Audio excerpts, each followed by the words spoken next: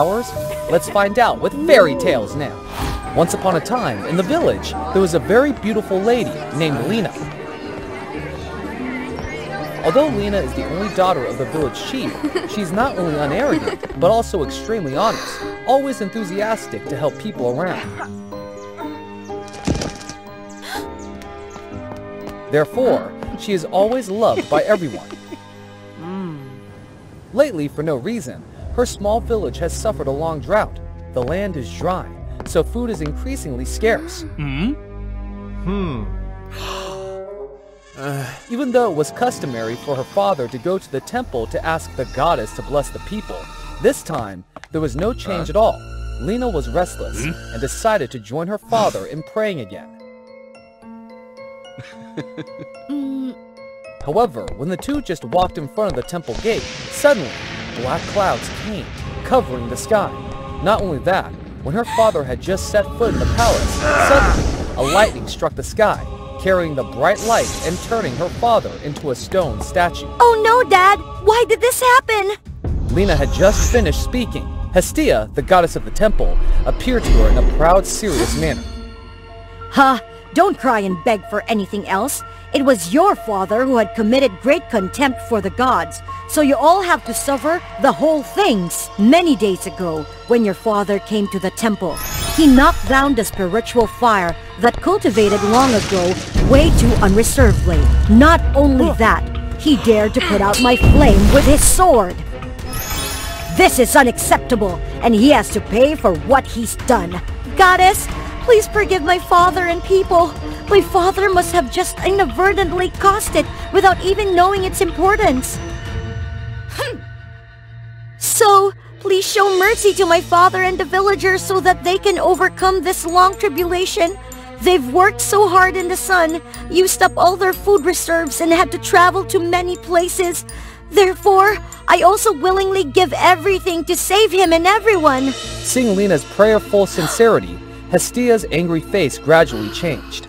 All right, I'll make a deal with you as a way for you to make atonement for that clumsy father and save everyone.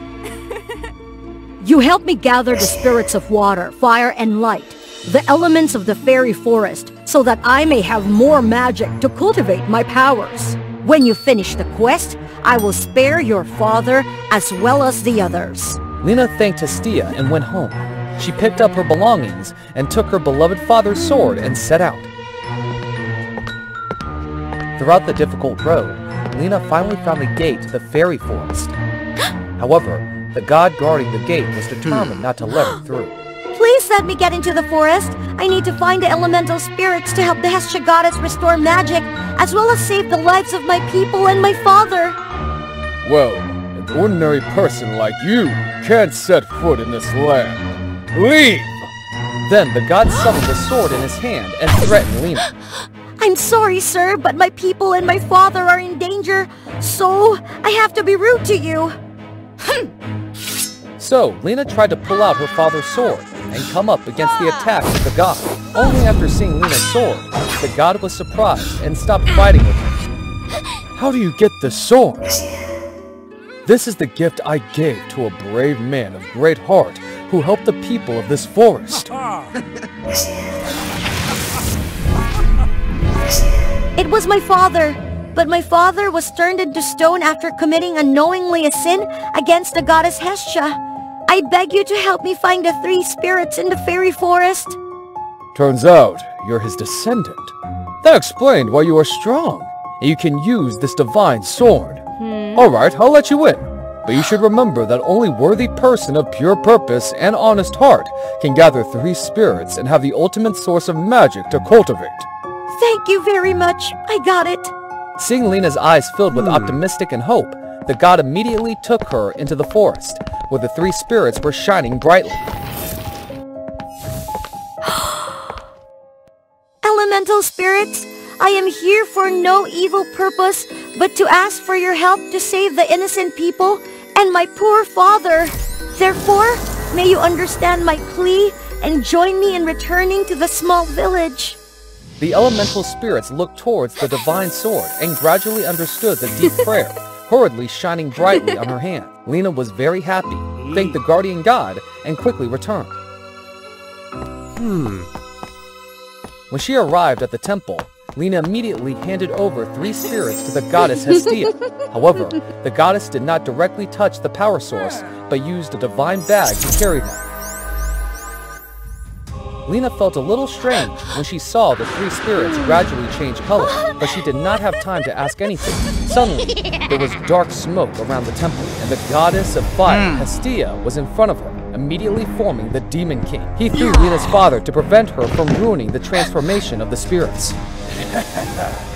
The elemental spirits are finally in my hands. Now, no one can accomplish my plan to take over this land. It turned out that before that, the Demon King had hypnotized Lena's father with his sword to extinguish the goddess's fire that weakened her, and then was kept captive. After that, the Demon King also caused people's lives miserable.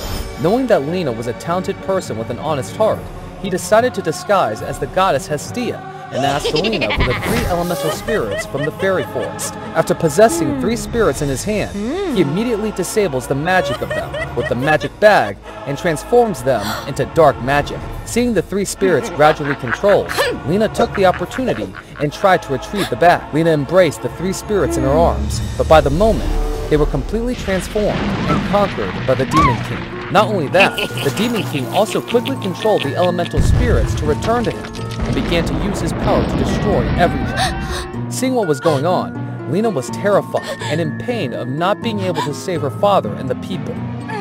I did my best, but the strength of a man as ordinary as I could not fight against the Demon King.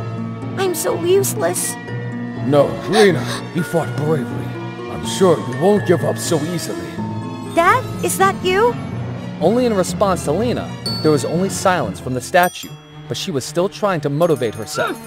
You can't answer me right now, I know. But those words have given me the extra motivation to fight and the determination not to let it end like this. Then, Lena struggled drawing her sword and rushed to the demon. During the battle, she tried to resist and dodge the demon's moves, and used her agility to cut towards the 3 spirits. The 3 spirits gradually restored their power, shifted from the dark color to their inherent quintessential beauty, and helped Lena beat the Demon King. The Demon King finally vanished, and the fire goddess Hestia was released from captivity. Then, the goddess of fire gathered up the 3 spirits and helped David, Lena's father, become a human again. Lena, on this journey you've proved to us courageous, indomitable, and sacrificial spirit for others. Therefore, I give you the water spirit, and hope you can rule this land with me for the better. My pleasure! Lena then happily joined her father in using the water spirit that had just been given to bring water to the people. In the end, Lena and everyone lived together happily, warmly, and richly forever after.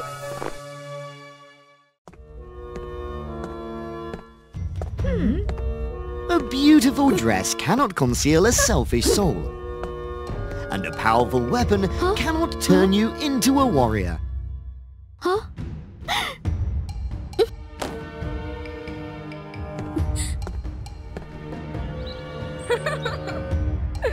Everyone must nurture and train themselves. The story of Celestia is no different. Be careful, Celestia!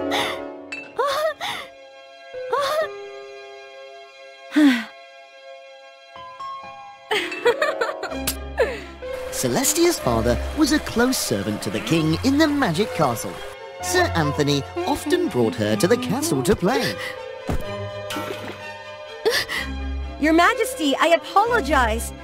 To make amends, press the subscribe button for WOA Fairy Tale right now. The king was also delighted to have Celestia as a friend to his daughter, Princess Celine. Celine knew Celestia was her age, so she was even friendlier and more open. She led Celestia to where everyone was practicing magic. I wish I had one like that too. However, the closer they became, the more self-conscious Celestia felt. Wow!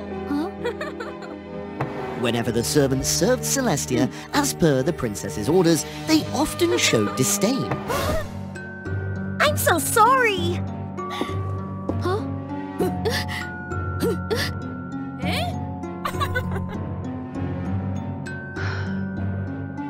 On the 18th birthday of Celestia and Celine, the king specially organized for both of them.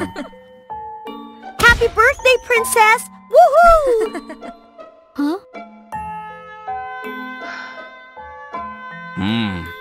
Come on, make a wish.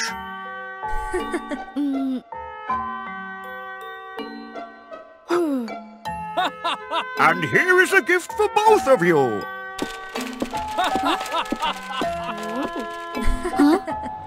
There were 3 magic wands. The first one was the Wand of Light, simple in appearance, not flashy at all. The second one was the Wand of Fire, quite beautiful. And the last one was the Unicorn Wand, intricately engraved and very eye-catching. Choose the wand you like, my children. Princess, choose the unicorn wand.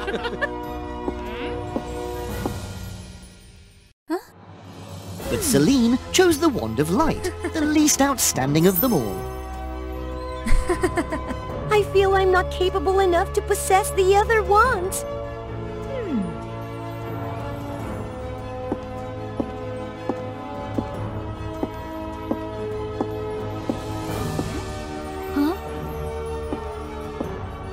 Then, I'll take the unicorn wand. Celestia had longed for a wand, and now it had become a reality, even better than expected. Celestia excitedly waved the wand, causing it to cast a spell that knocked down a section of the wall. If you're not skilled, don't use that wand recklessly.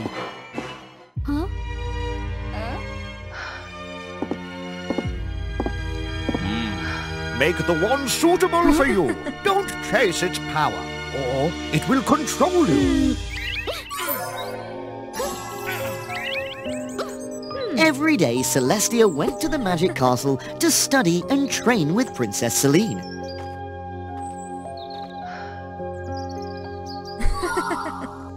Seeing the princess using her wand way quite skilled, everyone praised her. Celestia only knew how to tightly hold her wand like a piece of wood. During Celestia and the princess's picnic, they inadvertently disturbed a forest demon.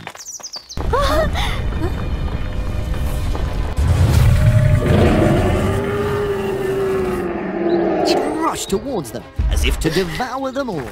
Celestia quickly tried to control her unicorn wand, but it wouldn't listen to her. Celine swung her wand of light directly into the demon's eyes. Celine quickly leapt up and used her wand to defeat the demon, making it disappear instantly. Everyone breathed a sigh of relief, and they all praised Celine's great skill. She understood and mastered the power of the wand, making it obey her. Meanwhile, Celestia could only look at her unicorn wand in frustration. Celestia took her wand home and threw it into a corner. I shouldn't have accepted this gift.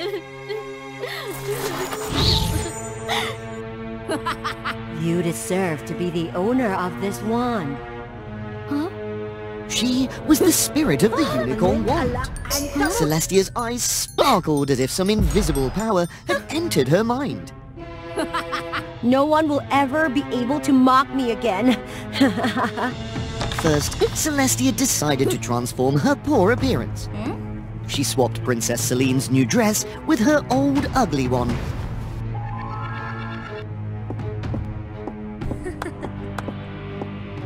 When When Celine received the dress, she saw that the old dress was ugly and completely different from the sketch that she had drawn. What is this? It suits me perfectly. Ha ha ha ha. You look beautiful, my mistress. The next day, Celestia went to the castle wearing Celine's clothes, looking lovely with makeup. My dress! How dare you steal it? Don't accuse me. Do you have any evidence that I stole it? Celine, frustrated, couldn't speak and walked away. I can't believe Celestia would say such hurtful things. The power of the unicorn wand turned Celestia into a different person. Father, take the precious pearl in the king's room to make us richer, and no one will look down on us. I can't do that. The king has been kind to us. I would rather be poor than betray him. That night, Celestia broke into the king's room on her own. She tiptoed towards the precious gem. But the gem was too powerful, and Celestia couldn't touch it. In her confusion, Celestia considered taking a daring action. But then she heard footsteps and quickly ran away.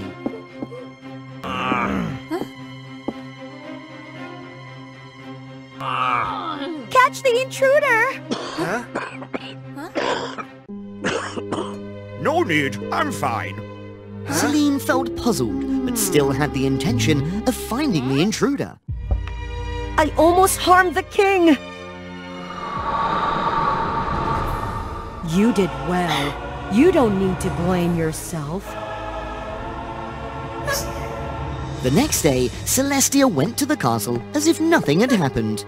After the training, I have seen your efforts. Celine, you make me proud as the wielder of the Wand of Light. As for Celestia, you're also diligent. However, this wand is not easy to absorb energy from, so you still need more training. Show him your ability, Celestia. Celestia suddenly aimed her wand and cast a spell at Celine. You had your chance, but you didn't learn. When you stole the gem from my room, I thought you were momentarily overwhelmed, so I let it slide. I can't believe you're the one who did it! Exposed, Celestia had to take a risky move.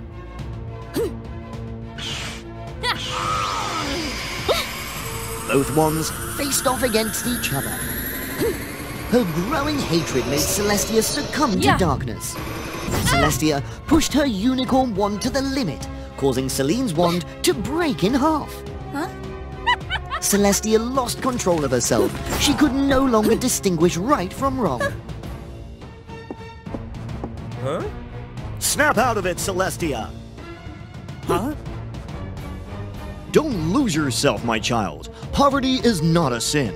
It's only the lack of determination that deserves condemnation. She struggled to break free from the unicorn's influence. The spirit had possessed Celestia's body.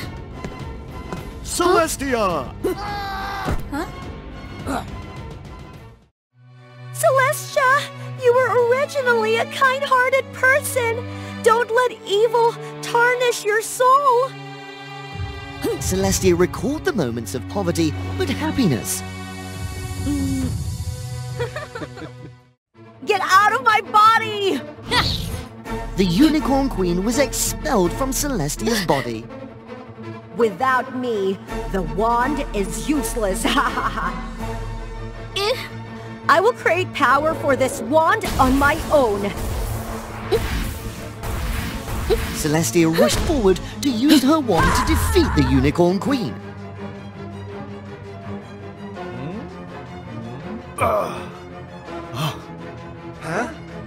She had discovered the true power of the wand. Strength, integrity, kindness. Celestia restored Celine's Wand of Light. I'm sorry, Father.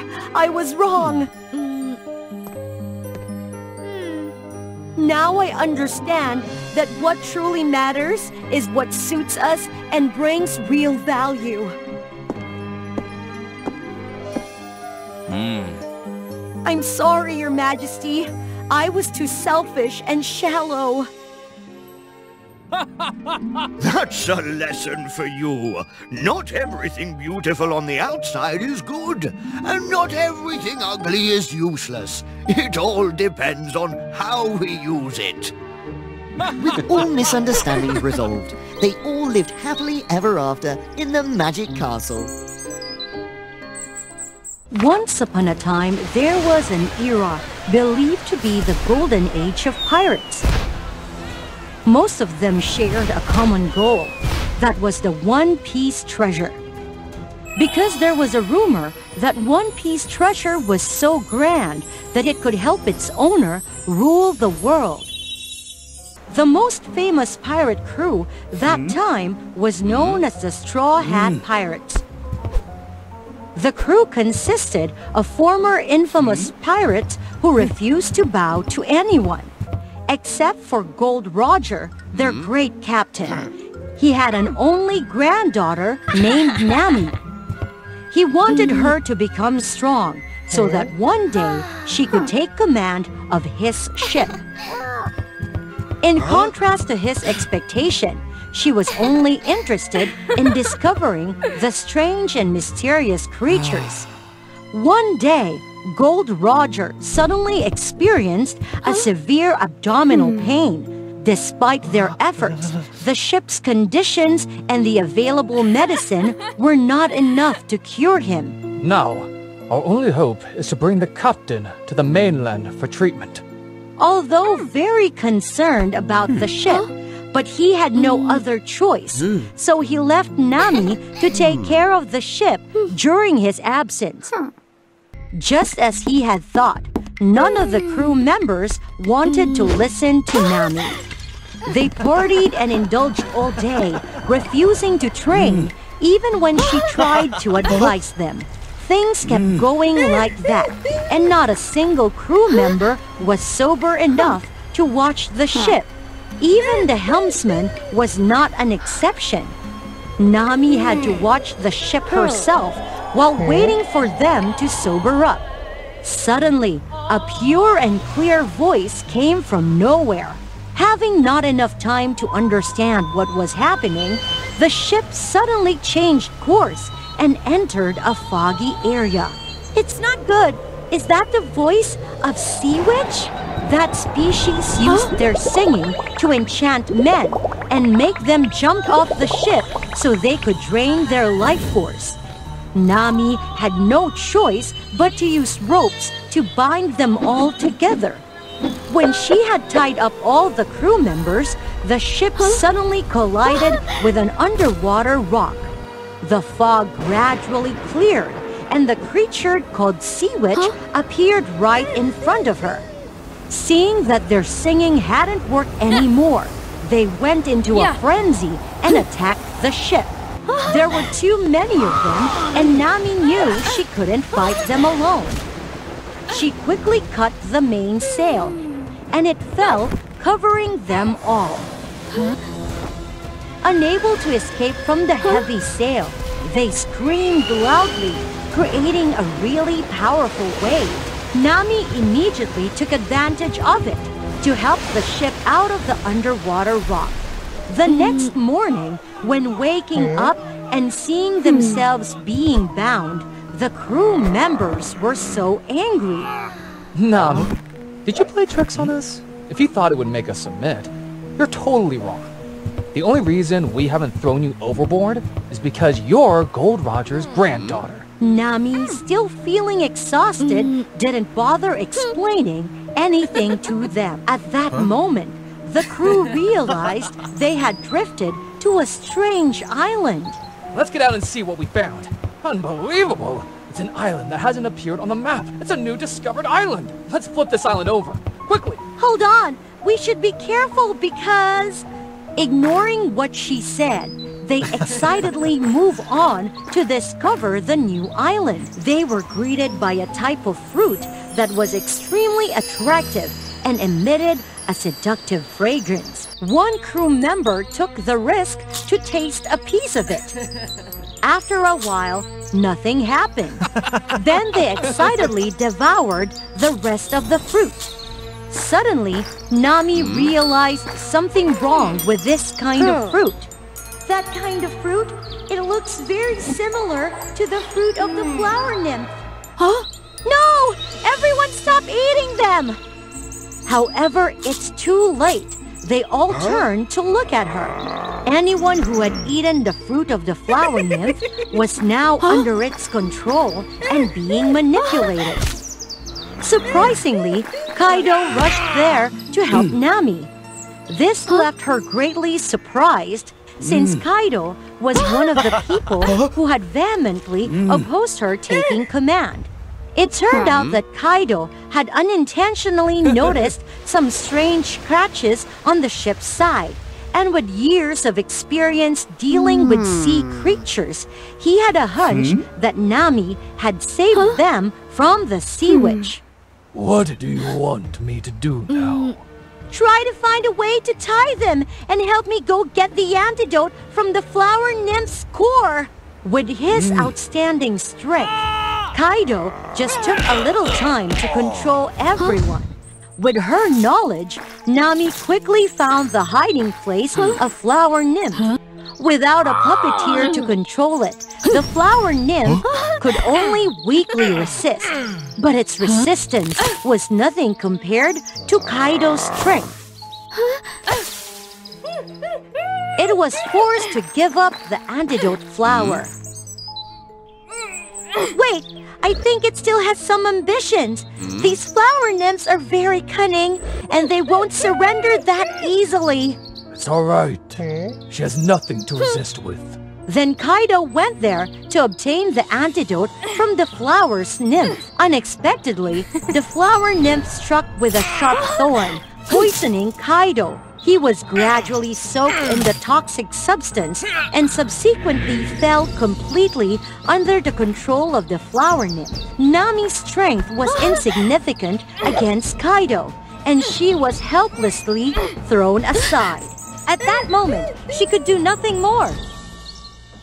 She then felt immense regret for not listening to Gold Roger's advice to train herself. And then she couldn't protect her crew members. Surprisingly, Kaido stopped attacking Nami. Where did you get this knife? Give it back to me! Speak quickly.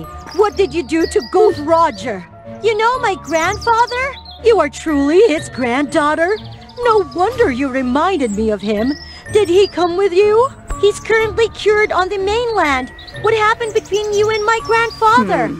Many years ago, when Gold Roger was still a young and energetic man, he had accidentally gotten lost to this mysterious island. At that time, the flower nymph was still very weak and was often bullied by other creatures. It's Gold Roger who had helped her survive, earning her deep gratitude. Afterward, he left and entrusted her with the responsibility to protect something he referred to as a treasure. Treasure? Can you take me there to see it? Of course, because you're his granddaughter. Nami was astonished with what she could see, because that's One Piece, the treasure that all pirates sought.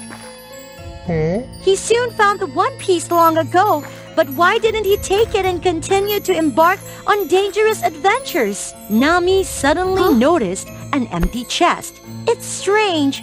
Why is this chest empty? Perhaps you will give me a clear explanation. Nami then took the antidote and left. Of course, she still kept the One Piece a secret from her crew members until she heard an explanation from her grandfather. However, after several days, Gold Roger didn't return to the ship, but sent her a letter. It turned out that his true purpose as a pirate was to lead those who didn't become ruthless pirates towards a better path. Moreover, He had to protect the One Piece because he knew that if it fell into the wrong hands, it would lead to countless fierce disputes. Along with the letter, he gave Nami a magical sea map. It was one of the most precious items related to One Piece. This was a magical map that could accurately display the location of any living being in the sea. Having this map meant being able to travel to any destination with ease. With this chart, Gold Roger entrusted the Straw Hat Pirates to Nami. After all she had been through, Nami was now ready to become a true captain. From then on, Nami became the first pirate queen on the seas, carrying on her grandfather's ideals. That sound came from a special instrument that they called Etwol. And Princess Agnes was more proficient in playing that instrument than anyone in the kingdom. Her Etwol sound could manipulate the emotion of those who heard it. One day, a troubadour girl named Canary appeared. She also owned a wonderful Etwol, and she could also create the melodious sounds. How beautiful that sound is! Yes, I see that it's even more melodious than the Etwol sound of Princess Agnes. Knowing that there was someone better than her, Agnes was really angry. I have to compete with her to see who is the most talented Etwol player? Then, a music competition happened. When Agnes was playing the Etwol, everyone happily enjoyed the sound. It's Canary's turn.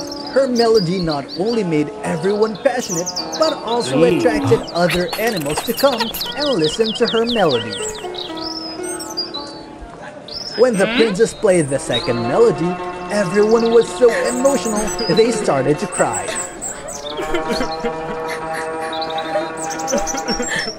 The second melody of Canary even calmed everyone's soul. More than that, the plants around started to bloom and produce beautiful flowers. And the result was clear. Canary's melodious sound not only made people become passionate, but also attracted other creatures.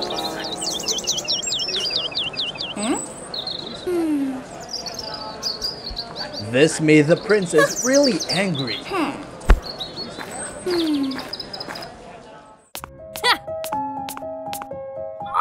In her anger, she suddenly discovered a secret room. This is my mom's room from before. Is there any way that she hid something here? Stepping inside, she discovered a wooden box which was covered in dust in the middle of the room. More surprisingly, inside that box, there was an Etwol which looked really new. Agnes tried playing a note. That sound was really clear, making her really excited. Great! With this Etwol, I will be able to defeat her easily. Then, Agnes decided to challenge Canary one more time. Just looking at the Etwol, Canary was really frightened. Princess, please don't use that instrument. You're afraid that I will defeat you, right? No, it's not. If you want, I will succumb to you. Just don't touch that Etwol. You dare despise me? If you don't attend this competition, we'll punish you for disrespecting the royal family. Then, the princess played a melody. At first, that made everyone really pleasant. But the sound gradually made people irritated.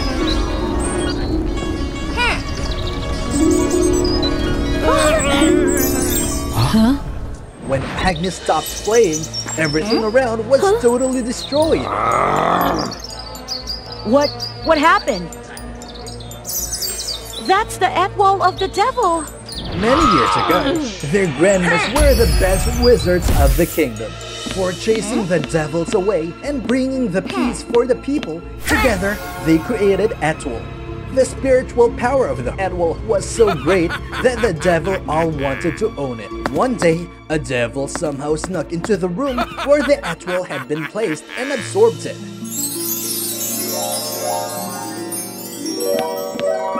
When they realized that, the animal was absorbed half. They had no choice but to divide the animal into 2 halves. A half of it was used to seal that devil. Then they split up. Canary's grandma watched the half of the magical animal. And Agnes's grandma was more powerful that time, so she watched the half of the devil animal. Months ago, there was a prophecy that the devil would be able to escape. Then my grandma asked me to find the other half, which sealed the devil, to prevent it before it's too late. Hearing that, Agnes immediately dropped the animal. But it was too late. The seal was broken, and the devil immediately escaped from the animal. You all have sealed me for too long, and now all of you have to pay for it. Then he started to use the animal sound to attack everyone. The sound was so sharp that it could cut everything outright after touching them. Canary also tried to resist, but the devil's power was too strong. She gradually lost her control. Princess, quickly run away!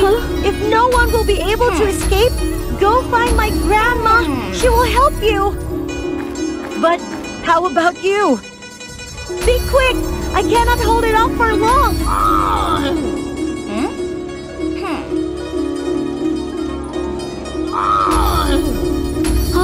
Why haven't you left yet?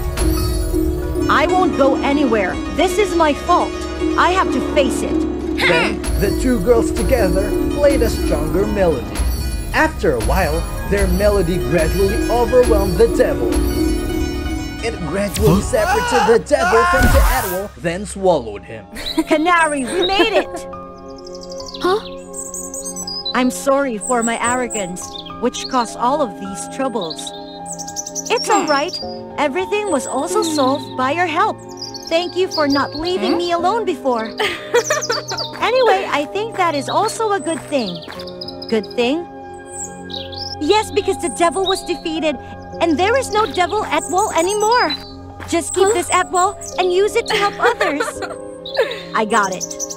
And then, across the kingdom, the sound of Edwall was played again, making the light year. Long ago, the night sky was not as bright as it is now. Mischievous demons took advantage of the darkness to disturb humankind. However, since the stars began to shine at night, these demons could no longer harm people, as they had to avoid the light.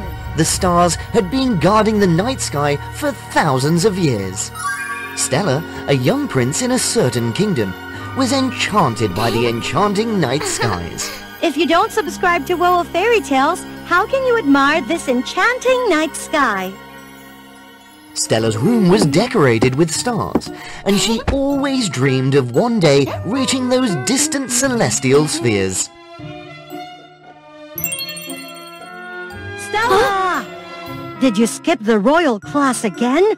Stella paid little attention to anything other than her hobbies. She often argued loudly with her mother over this matter. But when the Queen suddenly fell seriously ill, Stella could not remain indifferent. No doctor, no magician could cure the Queen's strange illness. If the Queen stays sick like this, the kingdom will be in chaos. Now, Stella understood how busy her mother was all this time. And I never cared about my mother. Don't cry, I can help the Queen. I am the Dark Fairy. I heard you cry. With the Dark Fairy's magic, the Queen woke up in an instant. Stella! Stella! But that was still not enough. Only the energy of the stars can heal the Queen, but I have used up all mine. Please, I'll do anything. Just make my mother healthy again. Moved by Stella's kindness, the fairy offered her a chance. Stella had to plug 7 stars closest to Earth to gather enough energy to cure her mother. Stella agreed immediately, thinking that losing 7 stars wouldn't darken the sky much. The stars were far away in space, but their souls were kept in a garden above the clouds. The princess was impressed by the magnificence of the garden. On each star tree, a corresponding celestial sphere grew, representing that star in the universe. Looking up, Stella had never seen the Milky Way so clearly before. Stella quickly found Venus, the closest star to Earth. The sphere on that tree was different from what she imagined, like a beautifully polished stone. She easily plucked Venus and put it in her star bag. Then, Stella continued flying towards Mercury.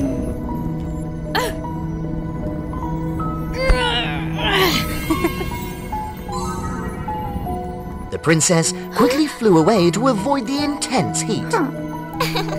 Is this the star Earth? How marvelous! Stella easily picked the next star, Mars. However, she encountered some difficulty when trying to pluck Jupiter, as it was quite massive. Come on, you stubborn thing! Ah! Then, Stella noticed that 4 stars had disappeared from the sky. Huh? If the sky remained bright, nothing would have happened. Huh? What's around that tree over there? Those were floating space rocks surrounding the planet Saturn and its tree, looking from afar like a circular belt. Stella was careless when flying through these space rocks. She fainted and her soul wandered into a strange world. Is that the ring around the Saturn tree?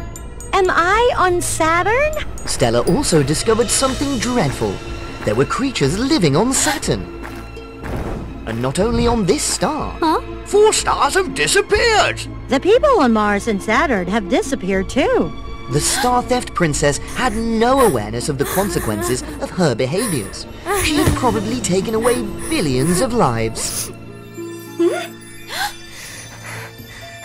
No, it can't be!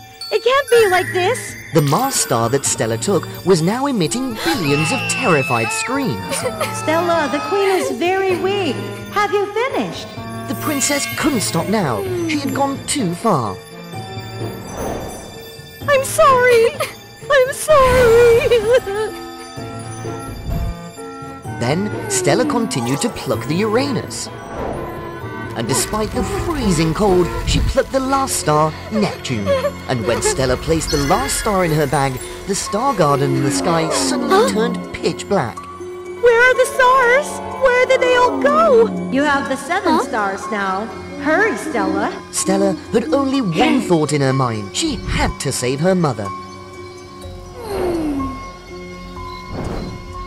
But now, she saw the consequences. The world was plunged into darkness again, and the demons had a chance to rise. Stella, there's no time left. Hurry up! No matter the state of the world, Stella didn't care anymore. All she wanted was her mother. The star bag was powerful enough to awaken the queen as soon as it was near her. There was one thing Stella could not have foreseen. That woman, she harmed me. Stay away. Run, Stella. You can't run, little girl. It was all a plot by the Dark Fairy from the beginning. Long ago, the fairy had intended to steal the stars. The gods had discovered her plot, and they enchanted the star garden to prevent her from reaching it. However, the Dark Fairy didn't give up on her intentions. She waited for the right moment to harm the queen using a dying star. And taking advantage of Stella's unfinished star-stealing plan, the Dark Fairy devised a cunning scheme. This bag will absorb the light of the entire universe when it has enough energy. Stella fell for the trick. Now, the Dark Fairy would use their boundless magical power to wreak havoc upon the cosmos. But the gods had already taken steps ahead of her. The gods discovered her plan and enchanted the stars. So, if the fairy touched them, the gods' magic would activate and destroy her forever. It was greed that made the Dark Fairy self-destruct. Stella couldn't abandon the chance to heal the queen. But if I sacrifice the stars, won't the world be engulfed in darkness and suffering? Then I'll just be as cruel as the Dark Fairy, won't I? Don't do that, my daughter. You will regret it. Don't be selfish. Return the stars to the sky. Stella felt liberated. She also realized that she had no right to steal the stars. And the Queen didn't want the world to suffer. She couldn't let her daughter torment herself for the rest of her life. The world returned to its former state, and the stars once again defeated the demon horde. A magical transformation also occurred within Stella. To thank her for her goodness, the gods gave her a star. Never had Stella been happier than she was now. The princess began to change, realizing her responsibilities to the kingdom and her beloved family. Once upon a time, in a land with multiple kingdoms and different civilizations, there was a kingdom ruled by King Brython, known as the wealthiest kingdom. The king had a princess named Ellen. Since birth, Ellen had lived in luxury and abundance, surrounded by fine silk and lavishness. Her dresses were meticulously woven by the most renowned artisans in the region. Each outfit was adorned with sparkling diamonds and precious gemstones. The king even provided her with a golden carriage pulled by 6 strong war horses. But that's not all. During an auction for an ancient vase unearthed from 1,000 years ago, everyone was eager to possess it. 200 coins! 1,000 coins. And as predicted, Ellen easily obtained the vase. Money can truly bring everything. Ellen became more and more arrogant. She squandered her wealth on extravagant parties. She even used her money to buy the title of the most beautiful in the kingdom. The title of the most beautiful in the kingdom belongs to Princess Ellen! Ellen, you must learn to appreciate money. I also struggled and built this kingdom from scratch. You are so stingy. With this much money, when will it ever run out? Father, you should not interfere in my affairs. One fine day, while Ellen was strolling, she unexpectedly encountered an old beggar woman. Please help this poor old woman. I haven't had anything to eat for days. I beg you to show mercy. Stay away, filthy old woman. Oh, my dress. If it gets ruined, you won't be able to compensate me with your life. Take her away quickly.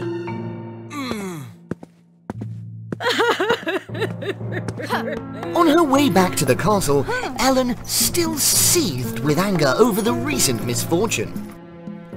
This is so frustrating. Ah!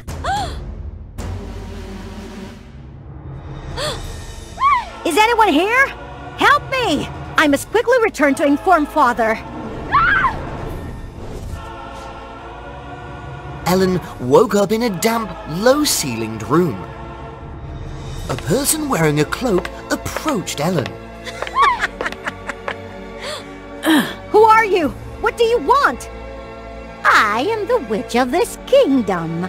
I find great interest in you. I have plenty of gold. I will give it all to you. Please, release me. Listen carefully. From now on, everything you touch will turn to gold. A curse that turns everything into gold?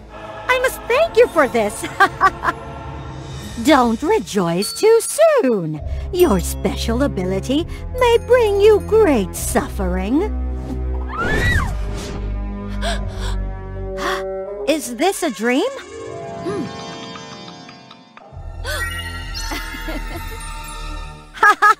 This is awesome! The witch didn't deceive me. At that moment, the king worried about Ellen's disappearance. Father, I have returned. Do you know how much I've been worried?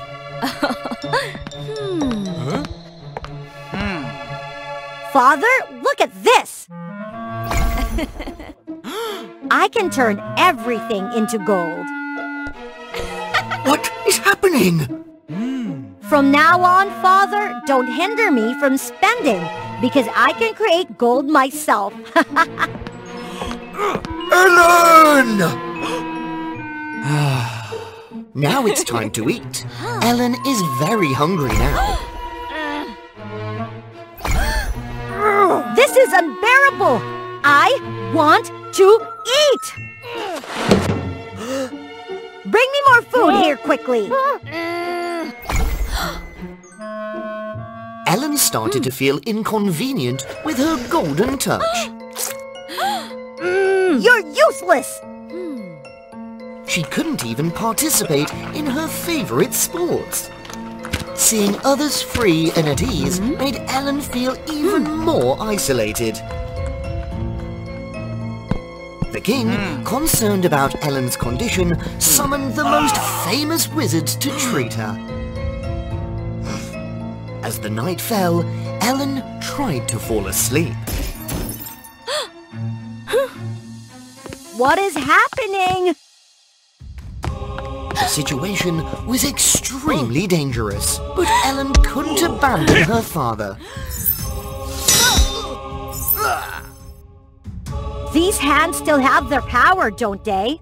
But when Ellen looked back at her father... Oh no! Father, please don't leave me! Ellen was in pain, not knowing how to break this cruel curse. I must find the witch. She's the source of all this suffering. So Ellen took the golden statue and set off to find the witch. Ellen tirelessly pulled the cart, disregarding the difficulties. Finally, Ellen reached a river. Oh, water! Oops, I forgot I can't use my hands. The cool and refreshing water soothed her soul. In the past, only gold and silver could satisfy me. But now, this simple thing truly makes me appreciate it. Ellen continued her journey. Miss, do you want to cross the river? Yes, exactly. I am Paleo, the boatman of this river. Where do you want to go? I don't know. I need to find the witch to break the curse and save my father. I know that place. I will take you there. Really? Ellen felt like she had found a lifeline. Luck seemed to be smiling upon her, but happiness is often short-lived. The boat suddenly encountered violent waves. Ellen woke up and found herself in the witch's room. Where is my statue?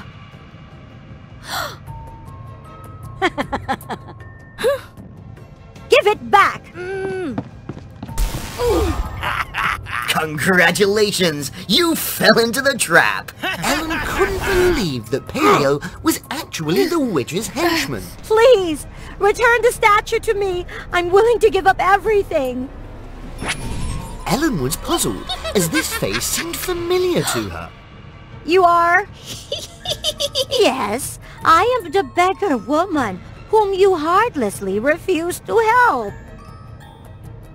Exhausted, she fell into the hands of dark forces, who took advantage and possessed her body, turning her into the wicked witch she is now. I am the cause of your pain. I apologize for my arrogance, and I truly regret my actions. I have paid a heavy price. Please, help save my father. But that didn't soften the heart of the witch. No! Ellen truly overcame her selfish and petty nature to sacrifice for her family. As a result, the curse no longer had any effect. Destroy her quickly!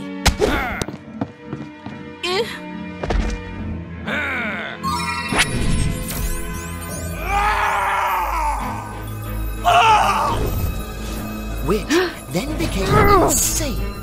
Ellen's power defeated the darkness.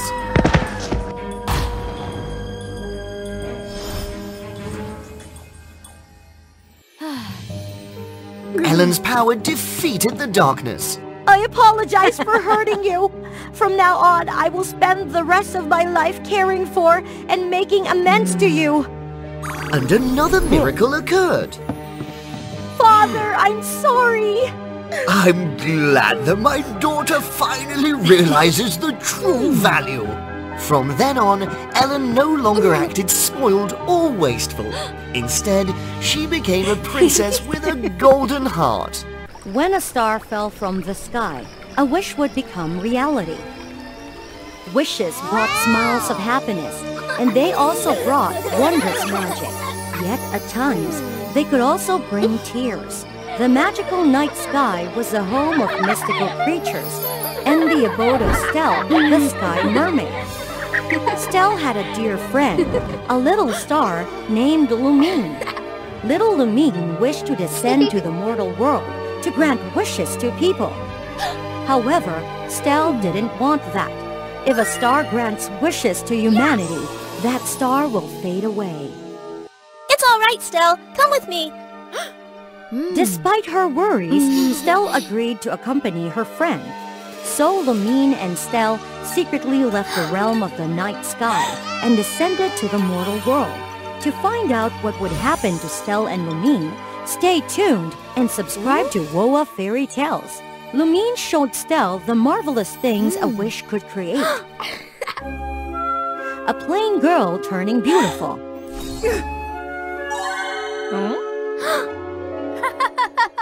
A tone-deaf boy gifted with a sweet voice. Ouch!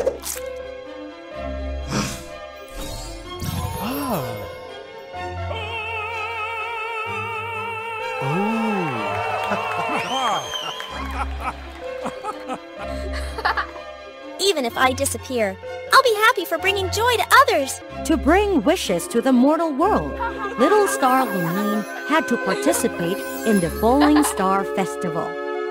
People released paper boats, creating a path of light before Lumine. As long as little star Lumine followed this path, you can never return to the realm of the night sky. This saddened Stell, but she suppressed her unhappiness and bid farewell to her friend with a radiant smile. Goodbye, Stell. I'm leaving. The first person who saw little Lumine was a poor king living in a dilapidated castle. You look miserable. Do you want to make a wish? I wish for more power. The little star Lumine hesitated a little, but eventually granted the king's wish. Little Lumine was still naive, not understanding the curse of ambition. The once powerless king, now greedy, invaded neighboring lands, plunging the mortal world into chaos. Seeing the horrifying scenes in the mortal realm from the night sky, Stell was frightened. She sought her mother, the moon goddess, asking her to preserve all the little stars. I don't want the little stars to grant wishes to humans anymore. If you wish that, Stell, you must descend to the mortal world and find 3 tears, one from a repentant soul, one from a hopeless romantic, and one from a clown. Only with these 3 earthly tears can we hide the little stars away. Stell immediately accepted the task assigned by the moon goddess. In the mortal realm, she quickly found the first tear. A clown crying for those lost in the war. Stell gently turned the clown's sad tear into a gem. Nearby, Stell and the clown found the spirit of a young girl who yearned to reunite with her hopeless romantic. Feeling compassion for the girl's fate, Stell agreed to help her find the romantic lover.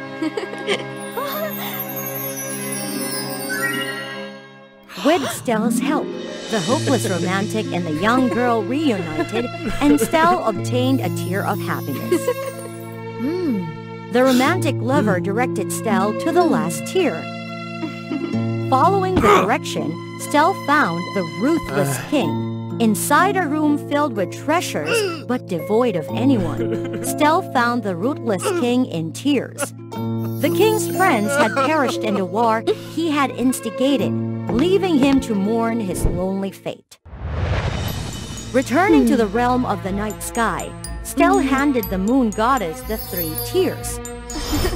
The moon goddess collected the tears and used her magic to create a vast garden.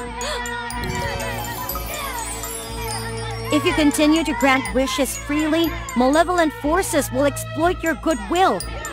I believe the creatures of the night sky should not meddle in the lives of humans on the ground.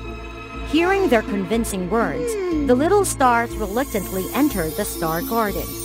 From that day on, the night sky no longer held stars, and wishes no longer came true. I wish never to be separated from you. No! I wish for a prosperous day of sales.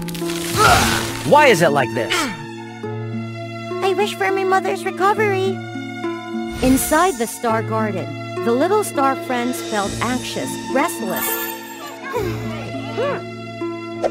They found it uncomfortable being confined within the star garden, unable to help anyone or do anything of use.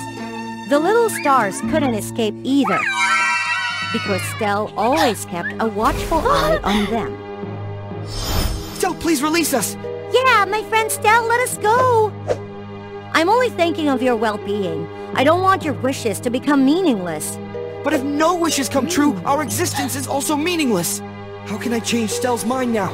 Ah, I've got it. Stell, if you had one wish, what would it be? Stell hesitated. Right now, images of the little star Lumine raced through her mind. Stell truly wished to be reunited with her dearest friend. But there are no wishes for those who live in the night sky. Little Star Aether observed discreetly. Only when he was sure Stell had fallen asleep did he sneak out of the star garden. Aether found the clown, the hopeless romantic, and the lonely king, and shared Stell and Lumine's story with them. Then they decided to help Aether convince Stell. The clown gathered his balloons into a large cluster, and the hopeless romantic and the king held on to the clown.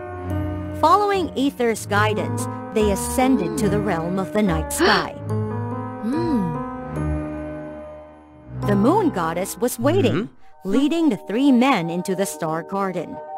However, Stell quickly chased them away. Leave here now! Stell, please listen to us. Especially you! It's all because of you! Stell, please listen to their pleas. Stell hesitated. She didn't want to confront the one who made Lumine disappear. Stell, I apologize. It's too late. You can't change anything. But you can. You've brought happiness to me. Why should I help you again? I wish for a world filled with laughter. I wish for a world brimming with love. The lonely king pondered for a moment. He didn't want to make another mistake. After thoughtful consideration, he knew what he had to do. I wish for a world where no one has to be apart from their loved ones. Stell was completely surprised. It was the first time a resident of the night sky had received a star from those on Earth.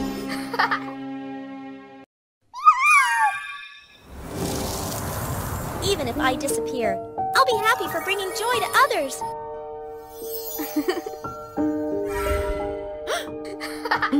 Sky Mermaid Stell made her final decision. Now everyone was waiting for Stell. Would she continue to confine all the stars in the night sky, or would she set them free? Stell handed over the key to the star garden to the moon goddess.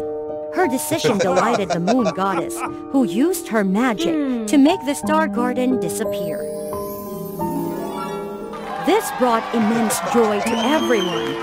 The residents of the night sky celebrated with a falling star festival. This time, people from the mortal world also joined in the festivities. Once again, the path of falling stars was open. Never before had there been such a grand falling star festival. Under the mortal realm, people witnessed a spectacular meteor shower for the first time. It was a magical night where everyone made their wishes, except for Stell. Hey, Stell! This time, the wish of the Lonely King brought back Stell's dearest friend, little star Lumine. From now on, Lumine and Stella would never be apart again. You love someone, but don't know how to make that one have feelings for you? Amy, the goddess of love, is your answer. Just an arrow of love shot by me, and your love will surely be responded. Want to have a lover? Just subscribe to WOA Fairy Tales English for us to reach 1 million subscribers together. Then love will come to you immediately. Cyrus Mountain, the residence of the gods, is beautifully decorated on the Love Goddess's Valentine's Day. Congratulations on the day of our beloved love goddess, Amy. My God, that's great! Thank you all so much! Cheers! Congratulations on matching a new couple, my dear. They must be really happy and grateful to you now. It's my job. I've been doing this for so long, and I still don't understand why everyone needs love like that. Especially being a love goddess. But she didn't know what love was, because her love arrows only worked on humans, so she couldn't try them on herself. If love causes pain, then I don't need it. I love myself and I'm happy with what I have. Amy enjoys her celebratory drinks too much and flew through the cold, windy night in a tipsy state. The devils suddenly flew there and attacked her. It turned out she had unknowingly entered demon territory. Amy fought back fiercely. She could escape from the devils, but she was seriously wounded. She was exhausted as she landed in the nearby forest, then fainted. Waking up in an unfamiliar house, she saw a boy was taking care of her wounds. He was Tobias. Amy was so lucky that Tobias had found her and brought her home. You're awake? You're truly a goddess. It's miraculous. Thank you for taking care of me. It's nothing. Just take a rest. Amy quickly recovered under Tobias's nursing care. As Tobias was sound asleep, Amy didn't want to wake him up, so she silently placed a kiss on his forehead as a blessing.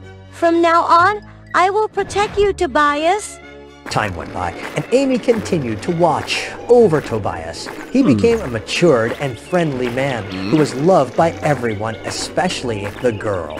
However, Tobias didn't seem to be interested in anyone. After observing him for a while, Amy could see that he hadn't had feelings for anyone. Why don't you have feelings for anyone, Tobias? As long as you love anyone and ask the love goddess, I will make her fall for you. A few days later, Tobias finally met a girl who made his heart race. Defane, a beautiful girl who made him interested. They usually went out and spent their precious time together.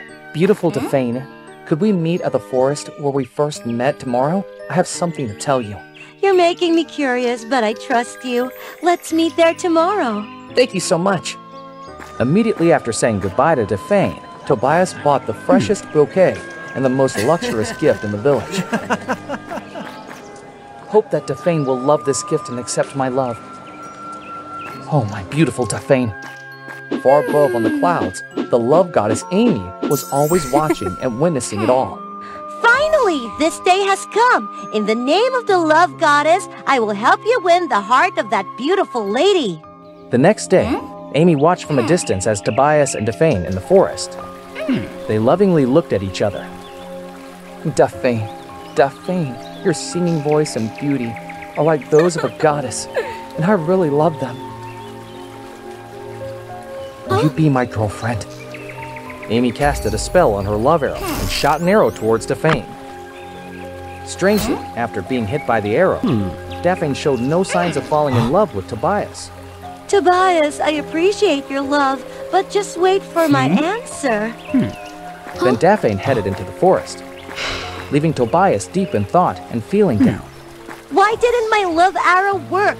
Did I make a mistake with my magic? I have to follow her to see what is happening. Amy quietly followed Defane to the dark forest. Why would Defane go into such a creepy forest? Suddenly, Defane looked directly at Amy, as if she had been discovered. Before Amy could react, an unknown force shot towards her wings, and she fainted. Amy woke up in the familiar room before, didn't know why she was there. What happened? It hurts. I followed Defane to the forest, then why am I here? Lost in her own thoughts, Amy didn't know Tobias had entered the room. I knocked on the door, but it seems you didn't hear that. You must have been really frightened. Don't worry, your injuries were treated in time, and you'll be fine. This is the first time Amy has seen Tobias that close since he grew into a handsome and caring man. Tobias's care and attention make the love goddess feel confused. Thank you for taking care of me. How did you find me? You don't remember anything? Last night, I heard a scream in the forest, so I ran there and found you by the river. Amy was really irritated while being unable to know why she had fainted by the river. You should rest here until you're fully recovered. Amy agreed, because she also felt that she needed more rest and wanted to repay Tobias. During the days spent with Tobias, she was well cared for and gradually recovered. Tobias brought a new set of bows to practice for an upcoming competition in the exhibition, hoping to impress Daphne when she returned. However, he didn't know how to shoot the bow and struggles for so long to hit a target. Amy saw Tobias struggling and decided to offer him some guidance. However, as a man, he felt embarrassed while receiving instruction from a girl. He ignored her advice, continued to miss his targets. Being angry when Tobias ignored the help from a skillful goddess like her, Amy decided to perform her own skills.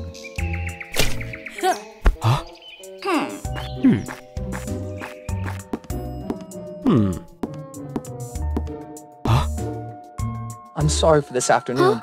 Please continue to guide me. Amy was touched by his sincerity. Amy agreed to help him. They practiced diligently together, with Amy regaining her strength and Tobias finally hitting his target. He hugged Amy to celebrate. Tobias did it! I should return after the competition! However, Amy found a strange discomfort in her heart. What's this feeling? My heart races. Do I like Tobias? The day of competition finally arrived. Amy and Tobias together went to the exhibition and registered. As she glanced at the bulletin board, she saw a notice about mysterious disappearances of young men. She worriedly told Tobias. He immediately comforted her. The competition started with many skilled and handsome competitors. But with Amy, Tobias was the most handsome man. All efforts were repaid. When Tobias had defeated all the opponents easily, the prize-giving ceremony happened with the congratulations of everyone. From the crow, the one that no one had expected, Daphne rushed there to embrace Tobias, offering her congratulations. Seeing everything was fine, Amy silently left. She returned to her original form and flew back to her world. Where are you, Amy? This prize I want to share with you. Daphne is really angry after the competition, as she went back with Tobias, but he hadn't paid much attention to her. You look tired. My house is near here. Let's go there and take some rest. Tobias, feeling dejected and exhausted, agreed to Daphane's invitation. Being back to Cyrus, Amy missed Tobias, but she thought that he was being happy beside Daphne. Her heart broke. Seeing Amy come back in a bad mood, the other gods asked after her. Amy told them the whole story and her strange feeling. The gods couldn't hold their smiles while hearing it. Oh my goddess of love. That's the love girl. You love that guy. Turns out it's the love. Now I get it. What are you waiting for? Go see him. You're right. I have to go see him. But if Tobias is happy now with Daphne, I will silently protect their love. She went to his house, but couldn't see him. Where could Tobias be? I can't see Daphne either. Daphne? That's right. I was injured after following Daphne into the forest. I should try to find her. The forest where Daphne lived was so dark and scary. Amy felt a strange sense of familiarity, but she couldn't remember. mysterious house gradually appeared in front of her eyes. She quickly and cautiously approached and looked through a window but didn't see anyone. Suddenly, she heard voices and quickly hid beside the house. Looking, Tobias and Daphne walked towards the house. Amy's heart raced for Tobias. It's the place where the Fane lives.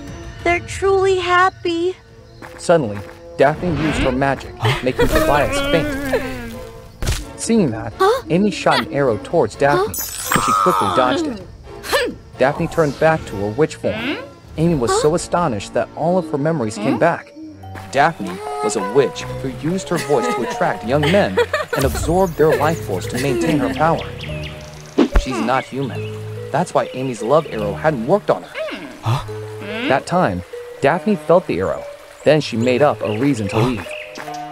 Then, Amy was attacked by her and got seriously injured. She fought back fiercely. She managed to run away but was eventually cornered at a waterfall, where Daphne attacked and Amy fell. Amy fiercely fought against the witch Daphne. Daphne gradually lost her power as the fight continued. She needed more life force as she aimed at Tobias. Realizing the witch's intentions, Amy quickly rushed to protect Tobias! Hearing his name, Tobias regained consciousness and saw the true forms of Daphne and Amy. He also saw Amy's injured wings, which reminded him of their shared memories and strong feelings. He also had the feelings for her. Tobias took Amy's bow and stood up. Seeing Tobias's courage, Amy transferred a bit of her goddess strength to him to defeat the witch. As the witch was weakened, he defeated the witch with an arrow filled with their profound love and the power of the goddess. Amy, are you alright? We won! Thank you for saving me. Be with me. I need you. I love you. I'm alright, Tobias. Thank you for the time with you. I love you. So, the love goddess finally understood what love was. Tobias became a demigod with Amy's power, and the two of them live happily together forever after. Under the ocean, there exists a place so terrifying that no one dares to approach. It is the Forbidden Sea. They are separated by a strong barrier, preventing any creature from venturing near. But only Marina, the stubborn mermaid, always yearned to explore the mysteries of this sea. I have explored every corner of the sea. Only the Forbidden Sea remains, and I must conquer it. Immediately, Marina sought out Azure, her beloved, to share her desire.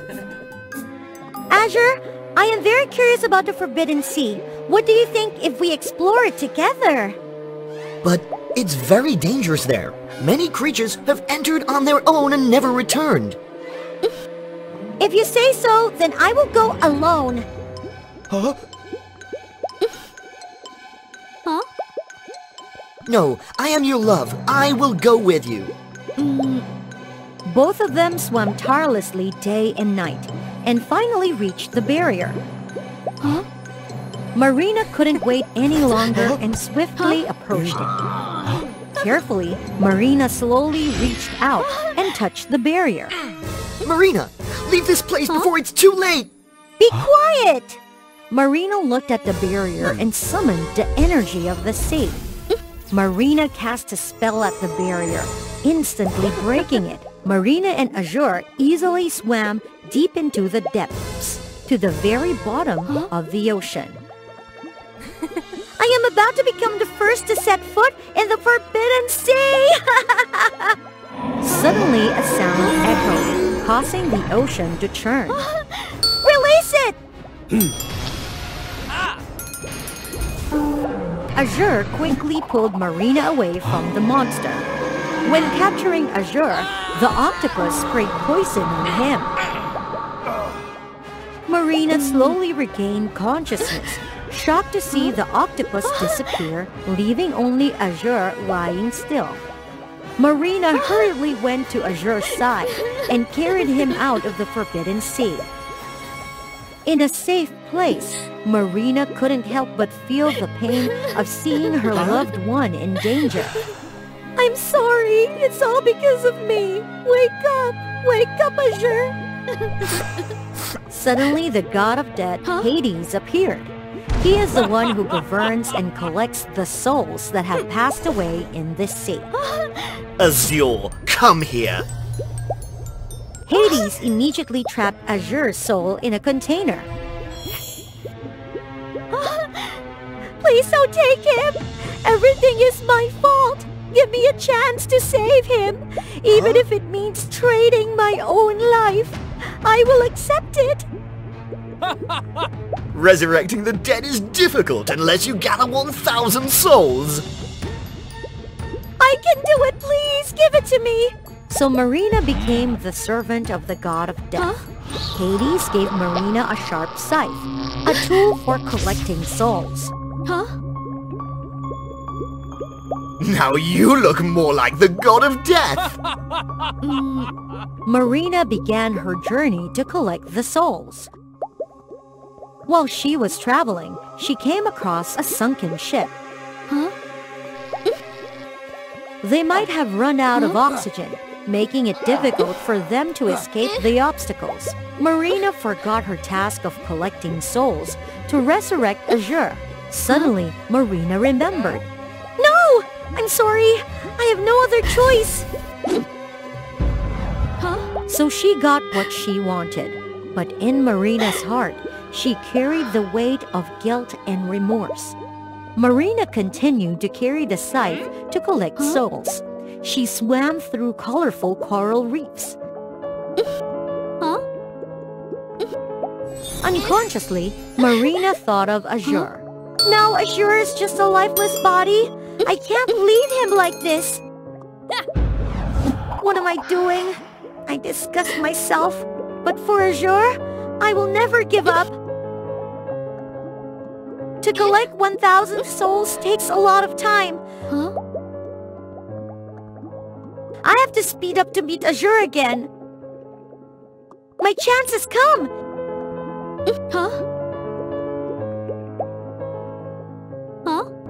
After all, Azure is everything to me. Due to just giving birth, the seahorse father is no match for Marina.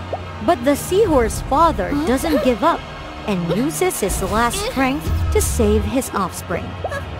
In an instant, Marina took away the lives of many creatures. It seemed that the cruelty and ruthlessness gradually consumed Marina's consciousness. She disregarded everything to collect souls, even those creatures that were not destined to die, causing families to be torn apart, lives to be lamented. I have collected enough 1,000 souls for you. Ooh, well done, Marina.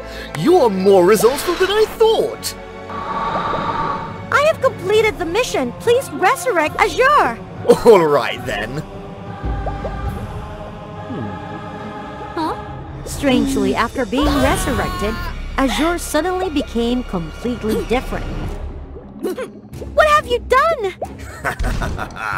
Azure was trapped in the container along with the restless souls. Because you unreasonably took their lives, the vengeful souls turned them and other souls into darkness. You! Give me back my soul! Marina, frightened, searched for a hiding place. A horrifying scene unfolded before her. Due to the darkness, Azure became increasingly cruel and ruthless. I disregarded everything and took the lives of thousands of innocent creatures to trade for Azure's life. But the one I loved is no longer there. Burdened with guilt, Marina sought out the god of death. Please, show me how to restore Azure to his former self. Go collect another 1,000 souls! No! I don't want to be the servant of the god of death anymore! How dare you!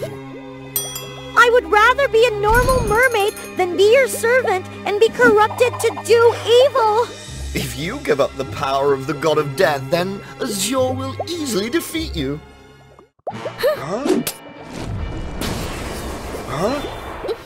Only this way can soothe the resentment within Azure.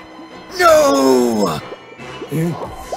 Hades erupted in anger and immediately took back Marina's sight.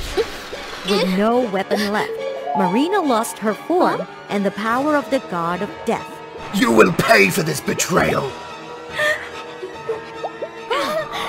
Azure! Thanks to releasing the innocent souls, Azure was no longer consumed by darkness. But once again, Azure sacrificed his life to protect his beloved. No! Azure! No! Please save Azure! There will be no more magic for him. Then please let me disappear with Azure to meet him in another world.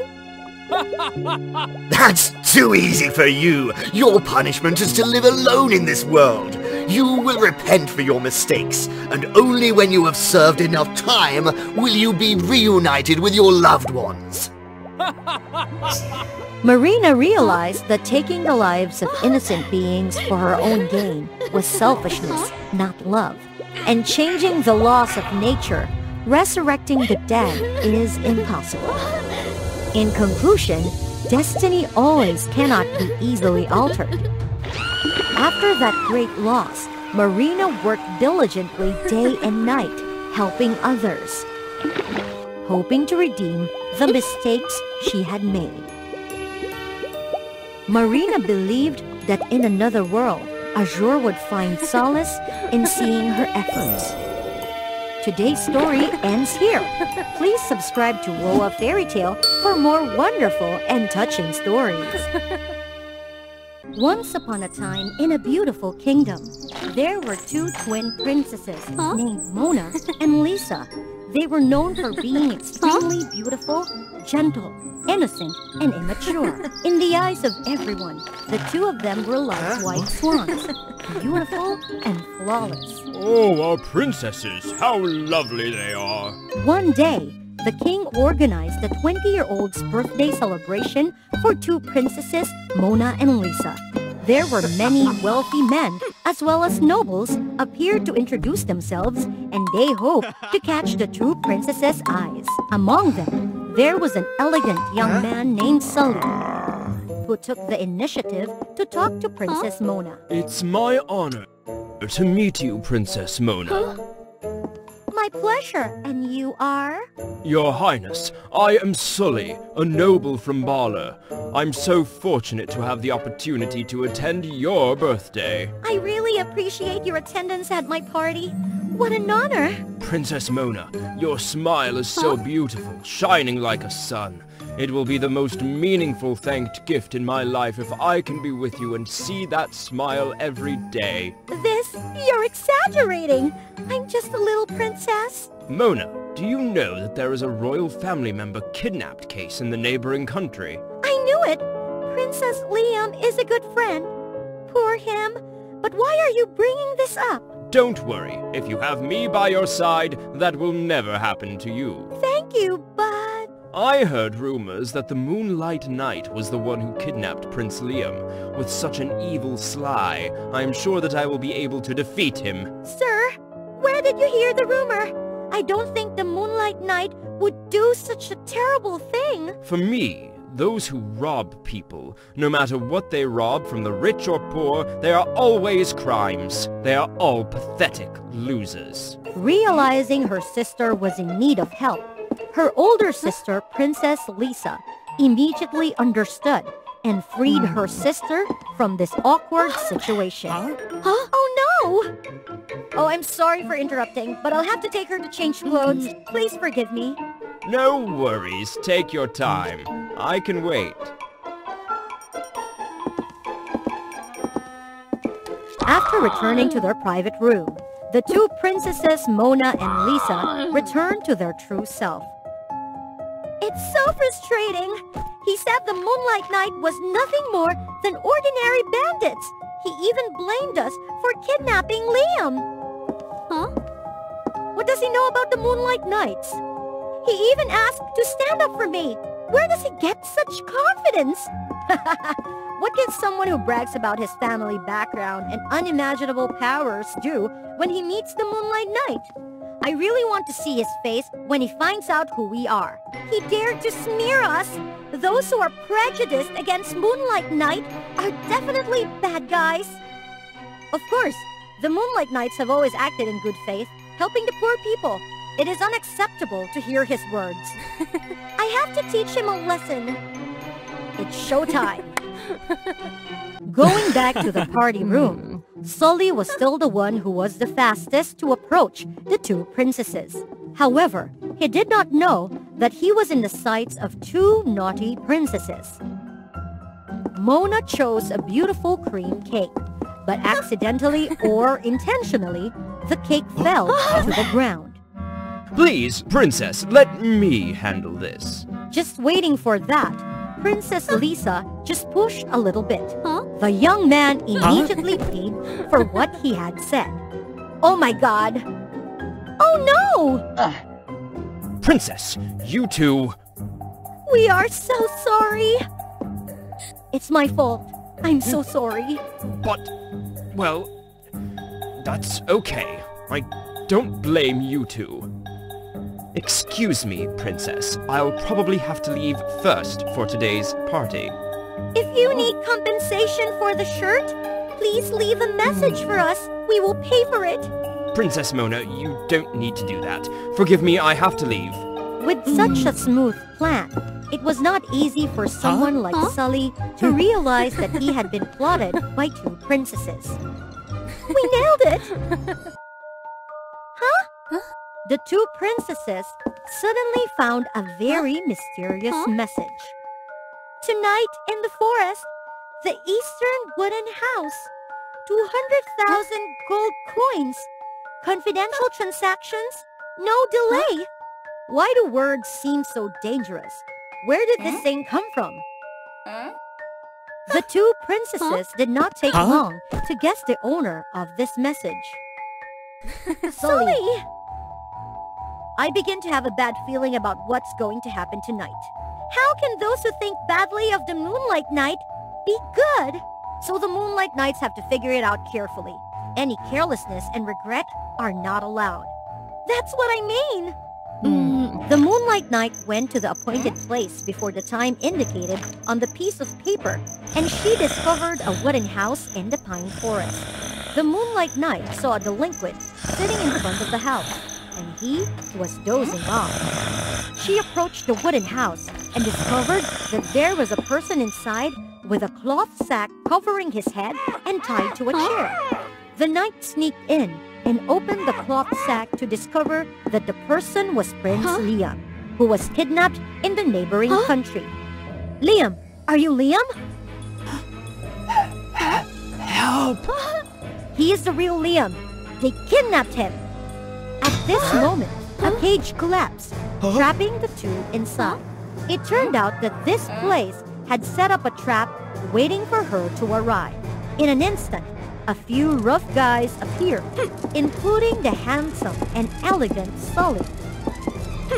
Well, well, well. Let's see who we've just caught. This outfit, you must be the legendary Moonlight Knight, mustn't you? Did you know I would come to this place? I knew you would come here. No, not at all. This trap is set for any curious person who has accidentally picked up our transaction messages. I accidentally dropped something so important. How can I let go of those curious and brave people? Your appearance is indeed beyond my judgment. God sent me a wonderful gift. Why did you catch Liam and bring him here? Huh. Anyway, since you're about to be eliminated, I'll be pleased to reveal a bit of information to you. I didn't just kidnap Liam. I want to capture Princess Mona, too. Think about it. What will happen if Prince Liam is appearing here, then being eliminated in this country? War? You want war? Why not? Your two countries are at war, and we will stand to provide weapons and get benefits. In the kingdom of the peacocks, a most peculiar phenomenon unfolded.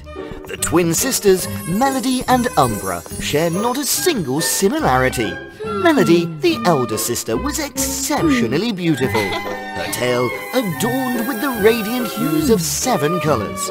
Umbra, on the other hand, had an unsightly tail that bore a striking resemblance to that of a crow. Look at the dark peacock! Why did such a difference exist? Subscribe to WOA Fairy Tale to find the answer. Within the birthing chamber. The queen had given birth to 2 princesses, not 1. The situation was dire. Desperate efforts were made to save the queen, but alas, they were in vain. The peacock queen passed away, leaving behind her 2 infant daughters. Dissimilarities between the sisters extended beyond their appearances. Melody possessed the graceful art of dance, her 7-colored tail unfurling beneath the radiant sun.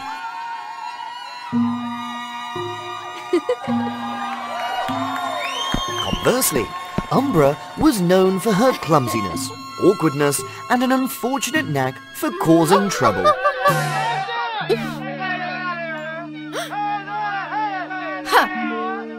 Melody delighted in exotic delicacies. Umbra harbored a fascination for insects. Each time, Melody would express frustration and scrutinize Umbra. You must train to comport yourself as a distinguished peacock and abandon these strange dietary habits. Don't force me to comply with your wishes.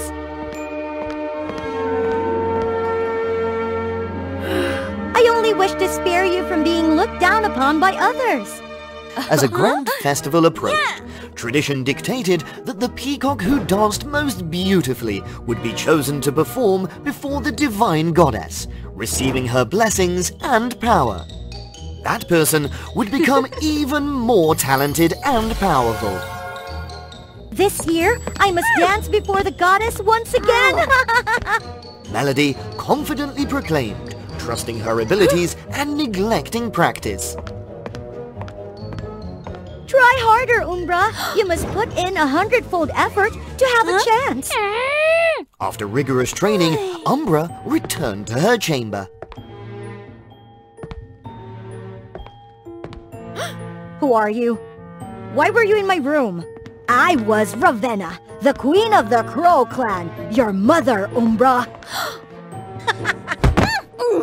This is nonsense. I am a peacock, not a crow. Allow me to demonstrate. When the Peacock Queen gave birth to Melody, Ravenna had eliminated the midwife, disguised herself and swapped Umbra with a crowling. She had even cast a spell on her own child to make her appear as a peacock.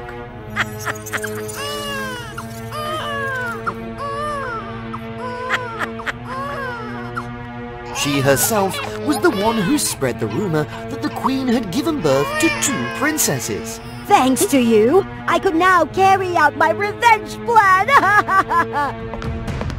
Why did you go to such lengths, Mother? The peacocks were always favored and praised, while the crows were at the bottom of society, treated unjustly. To overthrow them, I needed the power of the divine gem. And you were the one who would wield it, Umbra. So my lack of resemblance to Melody was due to not being from the peacock lineage? As Melody continued to be harsh and critical of herself, she found herself ridiculed by others. I vowed to make them all pay. Who is Umbra talking to?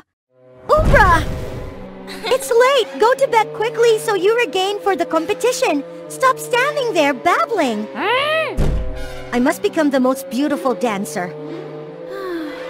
Was I too harsh? On the last day before the grand festival, Melody began her practice.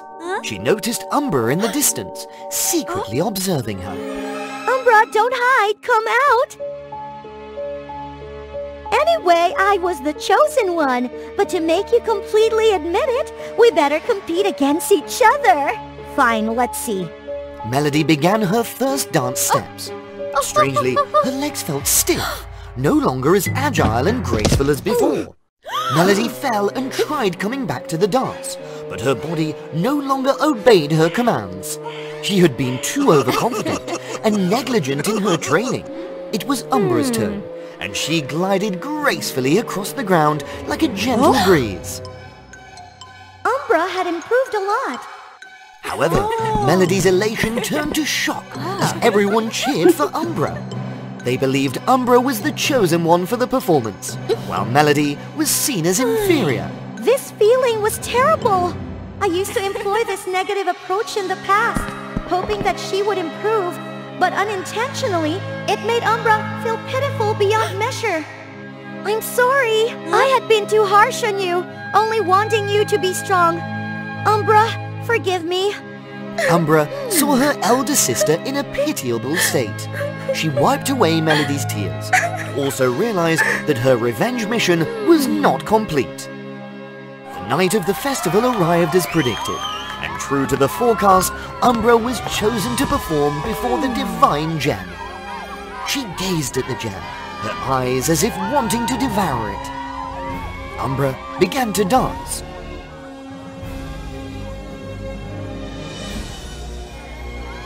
And Melody watched from below with pride. Umbra approached the divine gem, and it emitted a brighter light than ever before. Umbra accepted the benevolent rays of light. The Peacock citizens also bowed their heads in respect and gratitude. Suddenly, Umbra snatched the gem from its pedestal. What are you doing? From now on, this gem belongs to me. Don't do something foolish, Umbra. At that moment, the Crow Queen appeared. You fools! Umbra is a crow, not a peacock. I placed her here to seek revenge against you all. Even though she was a crow, Umbra had never harmed anyone. This made Melody feel even more sorry for her. Umbra, she just wants to take the gem and put her own child to live in danger. Don't listen to her.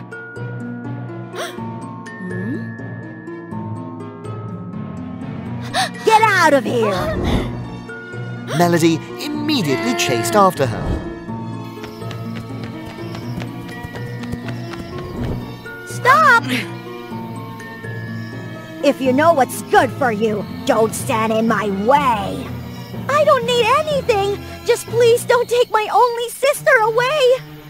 Raina, furious, struck Melody. Please, Mother, spare Melody. After all, she had taken care of me since childhood. Be quiet, or I'll punish both of you. No one will disrupt my revenge plan.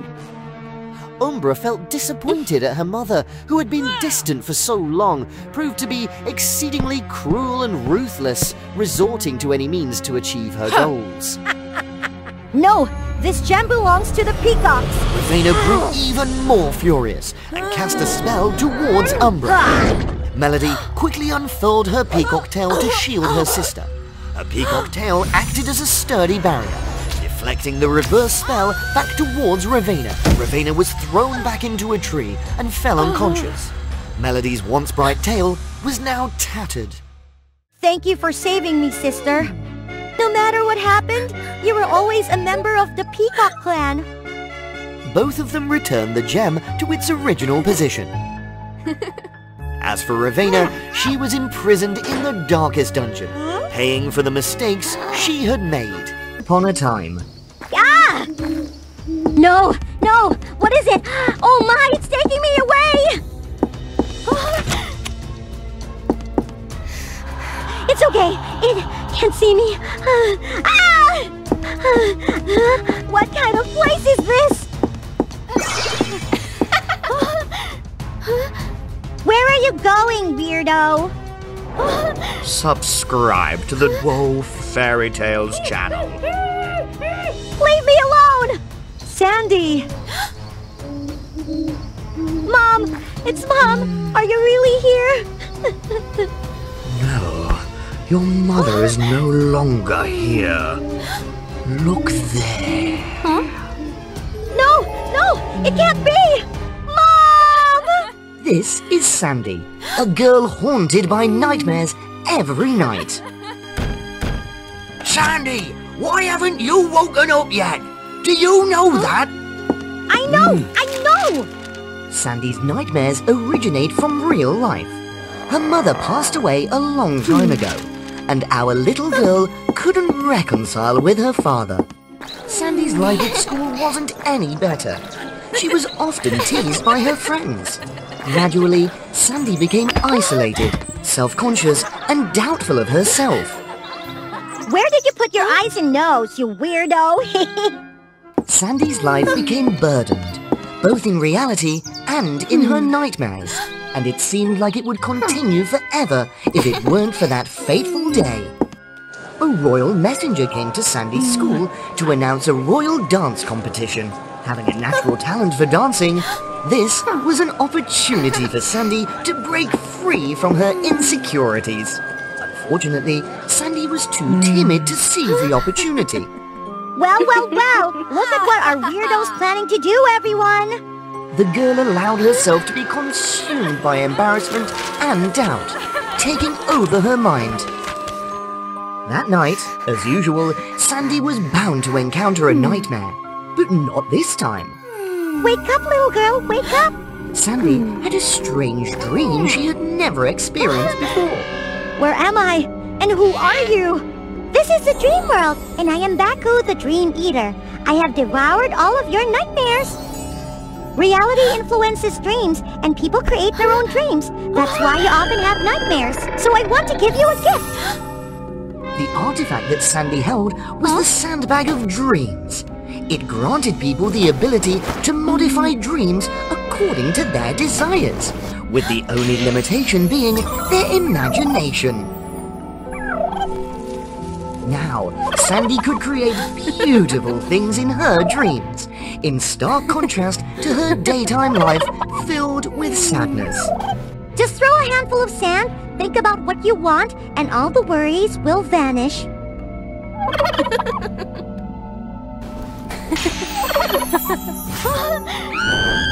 She longed to stand on a stage, but her shyness held her back in the real world. However, in the dream world, Sandy transformed it exactly as she desired.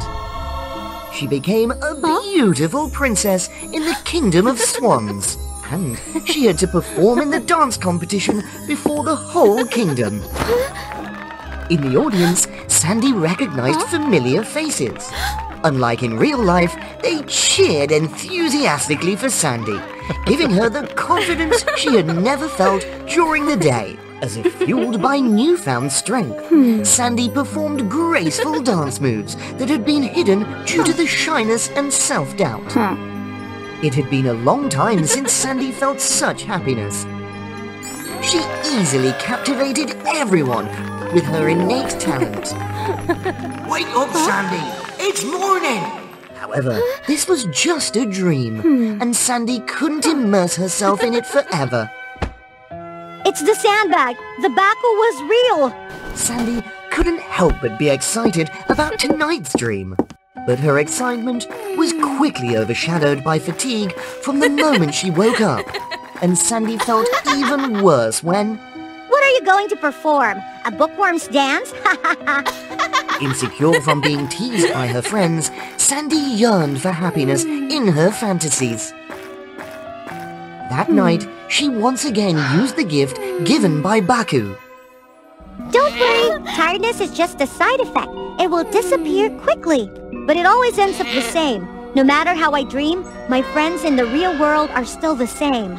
But Sandy didn't know that Baku could pull others into her dreams. Sandy transformed herself into a warrior princess in the underwater kingdom. Her friends became loyal generals under her command, obeying her orders and no longer mocking her like in the real world. When the underwater kingdom was attacked, Sandy courageously led them to fight against the evil pirates. Yeah. Instead of being timid in reality, in the dream world, Sandy fought bravely and defeated the pirates, saving the other fishes in her friend's admiration. Receiving cheers for her heroic deeds, Sandy could freely converse with her friends without being teased. But of course, every dream had to come to an end. Sandy felt even more exhausted than the previous day, as if loneliness and despair engulfed her. There was something very strange. Sandy's friends no longer teased her, but because of the dream, they were afraid and reluctant to interact with her. Lost in thought, Sandy slowly made her way home, determined not to use the sandbag anymore. But why are you coming home at this hour? I'm tired. Sorry, Dad. No excuses. Do you know that?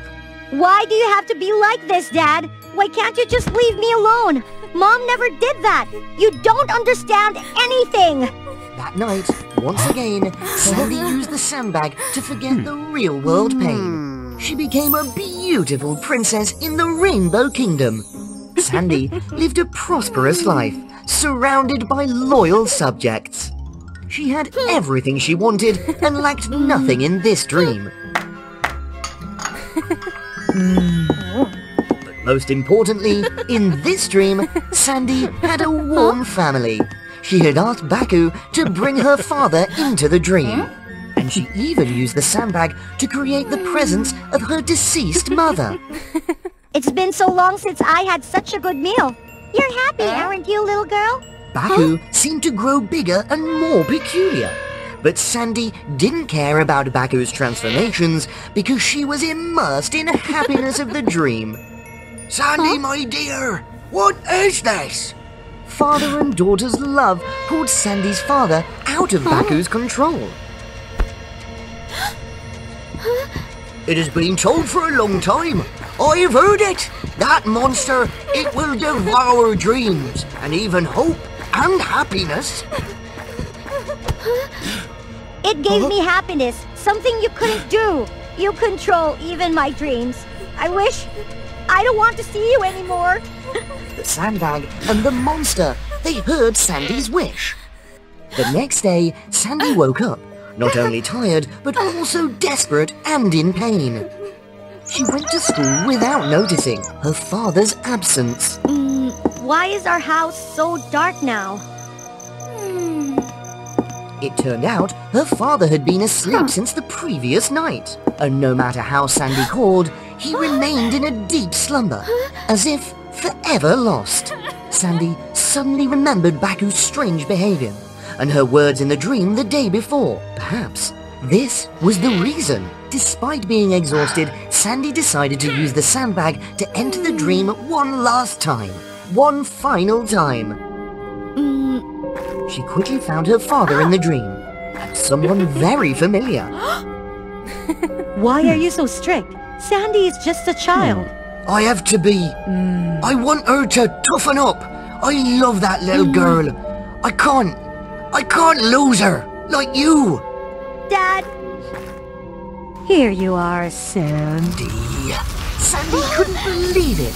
Her mother was actually the monster Baku. It lured Sandy into creating beautiful dreams, only to devour her hopes and happiness that she invested in those false dreams.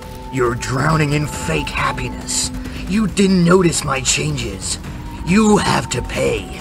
Now that it had enough power, Baku would devour the souls of both Sandy and her father. Sandy instinctively used the sandbag to fight against Baku.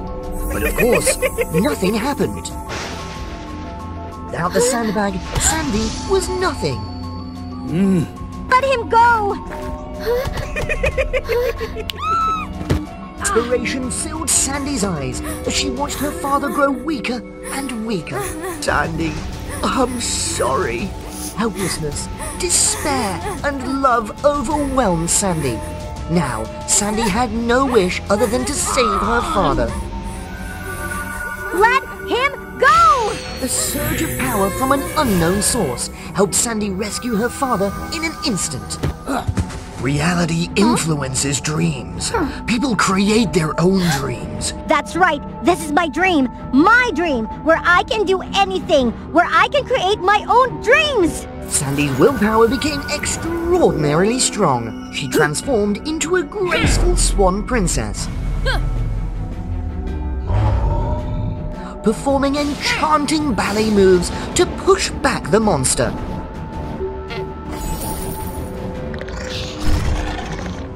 Hope and self-confidence surged within Sandy.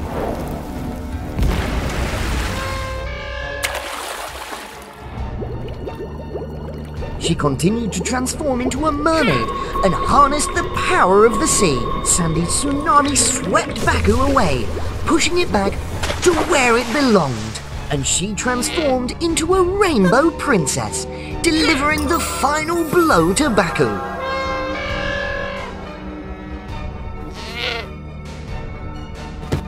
Take that! Sandy, my dear! Sandy's father recovered after she defeated Baku. At this very moment, the true owner of the Sandbag of Dreams appeared. She was the goddess of dreams. Baku was a creation that got out of hand, stealing the Sandbag of Dreams to display its power and mischief. Actually, didn't the little girl defeat the monster herself?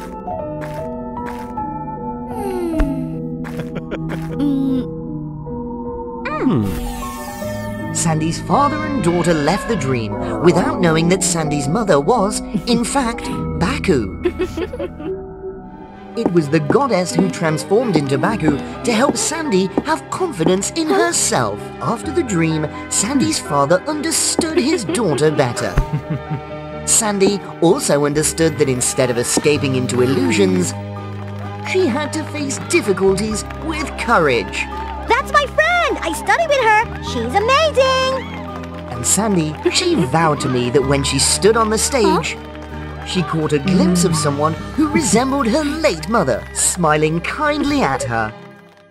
Mysterious events often commence beneath the shimmering moonlight, and tonight is no exception. The air was dense, as if swallowed by a looming darkness. Before Carmi's chilling scream tore through the night. Ah!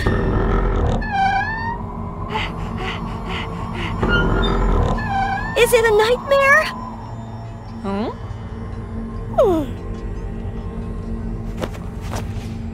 The morning after, that was meant to be a momentous occasion.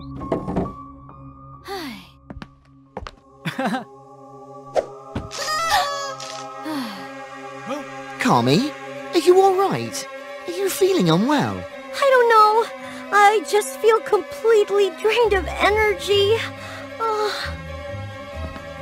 Pre-birthday syndrome, perhaps? How strange. Things started to look up when the well-wishers from their friends poured in. They were the ones Carmi had always supported throughout the years. Hey, Kebby, can you help me with this?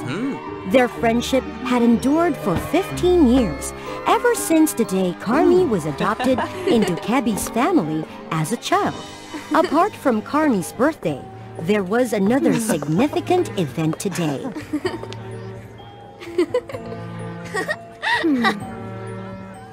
This is Alan Helsing, a new friend in our community. Please help him, everyone. Alan, you can sit. Oh, next to Carmi.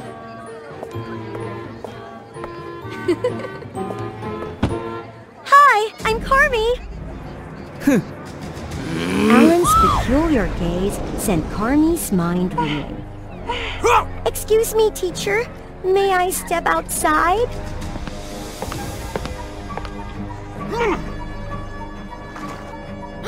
What's up with him?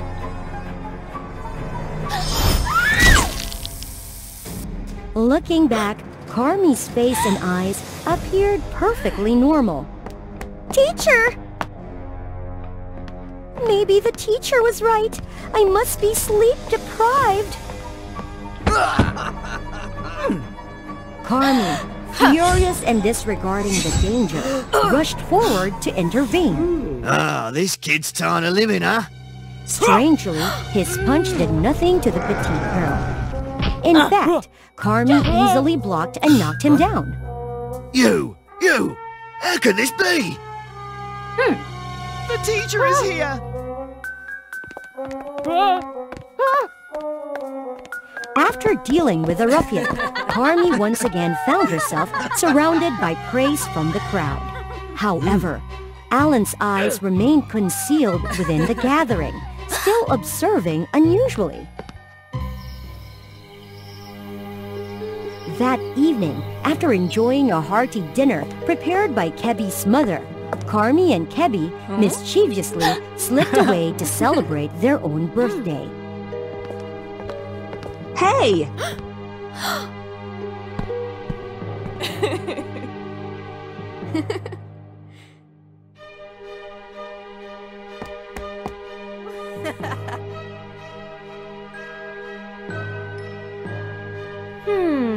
This was a yearly tradition for the two. Happy birthday, Carmi! Happy birthday, Carmi! Who said that? What's going on? I don't hear anything. It came from the edge of the woods. Can't you hear it? Huh?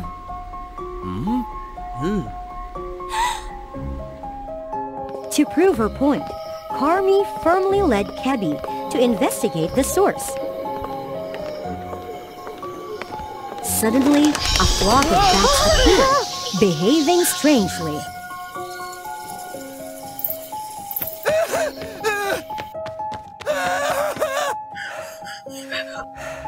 Can't you see? They're talking! Carmi explained to Kebi about the peculiar events of the day. I'm sorry, Carmi, but this is really weird. Do you see that tree branch? I feel like I could easily climb up there.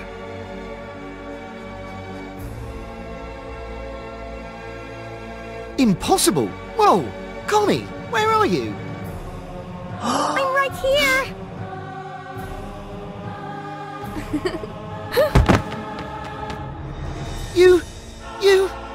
You're amazing! You know, Carmi, you kind of seem, like a vampire. A vampire?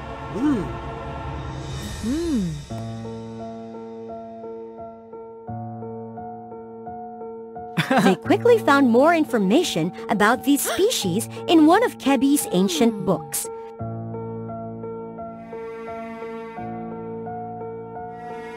It mentioned that vampires possess terrifying strength, unmatched speed, and the ability to communicate with bats and mesmerize others. When they're strong enough, they can even transform into bats! Yay! Too noisy. It's time to go to bed. This is our secret. However, things weren't as straightforward as they seemed. A few days later, when Kebi accidentally fell.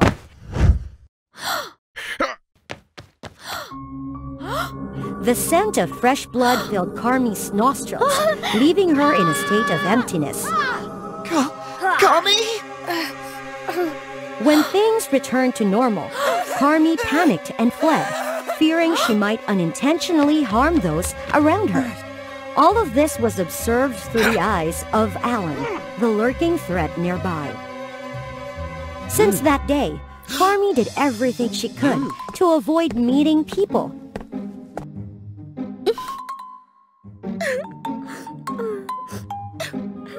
Carmi?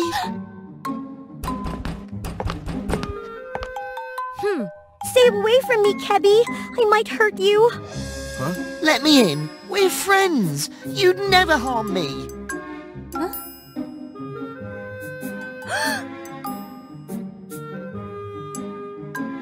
Kebi's sincere words of encouragement helped Carmi overcome her apprehension.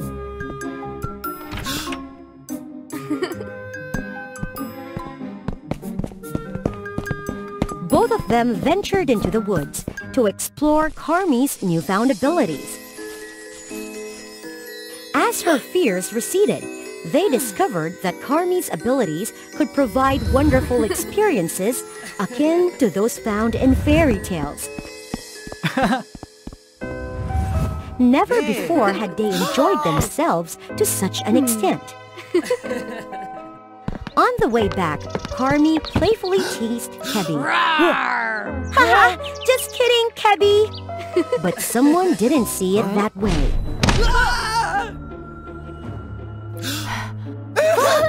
The owner of that knife was Alan. Alan, what's going on? Get away from that vampire. How do you know? Why, of course. I came from a proud and noble lineage of vampire hunters. That's how. And today, you will be the first prey to continue my family's tradition. Alan, there must be some misunderstanding here. No misunderstandings at all. Watch this.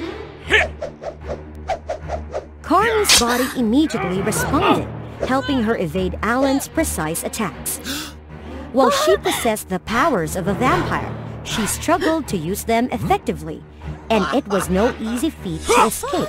This doesn't look good. Carmi's losing. Aside from direct combat, Alan swiftly set up traps to subdue Carmi. Carmi, be careful!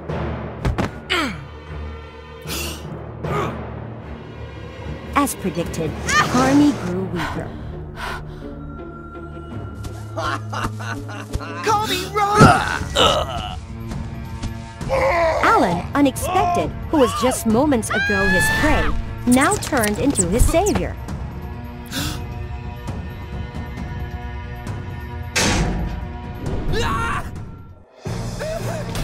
Once Carmi saved Alan, she wasted no time. But difficulties don't dissipate so easily.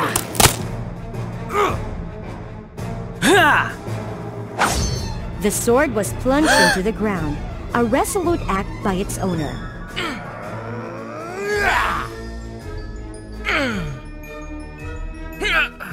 Thank you, but why did you do that? You're probably not as bad as I thought. Nevertheless, don't celebrate just yet. I'll be keeping an eye on you everywhere. If you know any unusual signs, I'll... Oh, come on. That's not going to happen. I guarantee it. So in short, why did you become a vampire, Carmi? Strangely, there were no bite marks on her body, which indicated that Carmi had not been bitten. As they pondered this perplexing situation, a tall, dark figure appeared. Vintage attire? Wild features like in the books. He's a vampire. Hello, my daughter, Carmi. Welcome to Barbie Land, the only place with a single standard of beauty.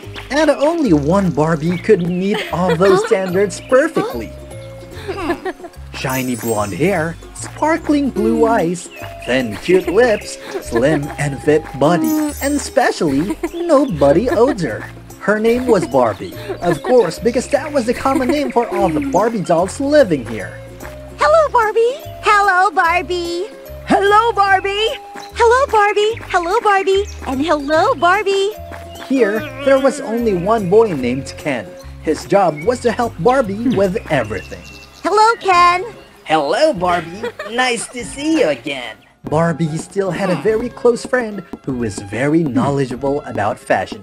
However, she did not want to conform to the beauty standards set here, so not many people wanted to be close to her outside of Barbie. Today I have bought a lot of clothes. Can you help me choose a suitable outfit for the upcoming key ceremony?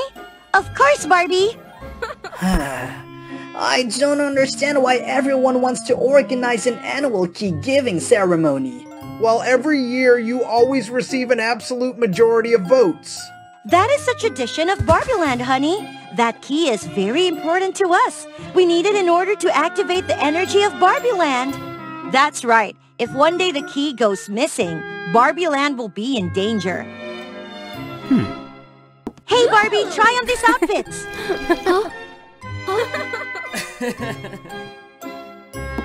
When Barbie was getting ready to try on her new clothes, suddenly there was a strange smell coming up. Barbie, do you smell something unpleasant? Yes, it smells like dead fish. Then, the two of them became extremely panicked when they realized that a foul odor was coming from the beautiful feet of Barbie. Oh my goodness! Barbie! How could this happen? No Barbie has ever had a bad smell on their body before. I'm panicking here. What should I do? The key ceremony is only a few days away. Everyone won't like me anymore. They will avoid me.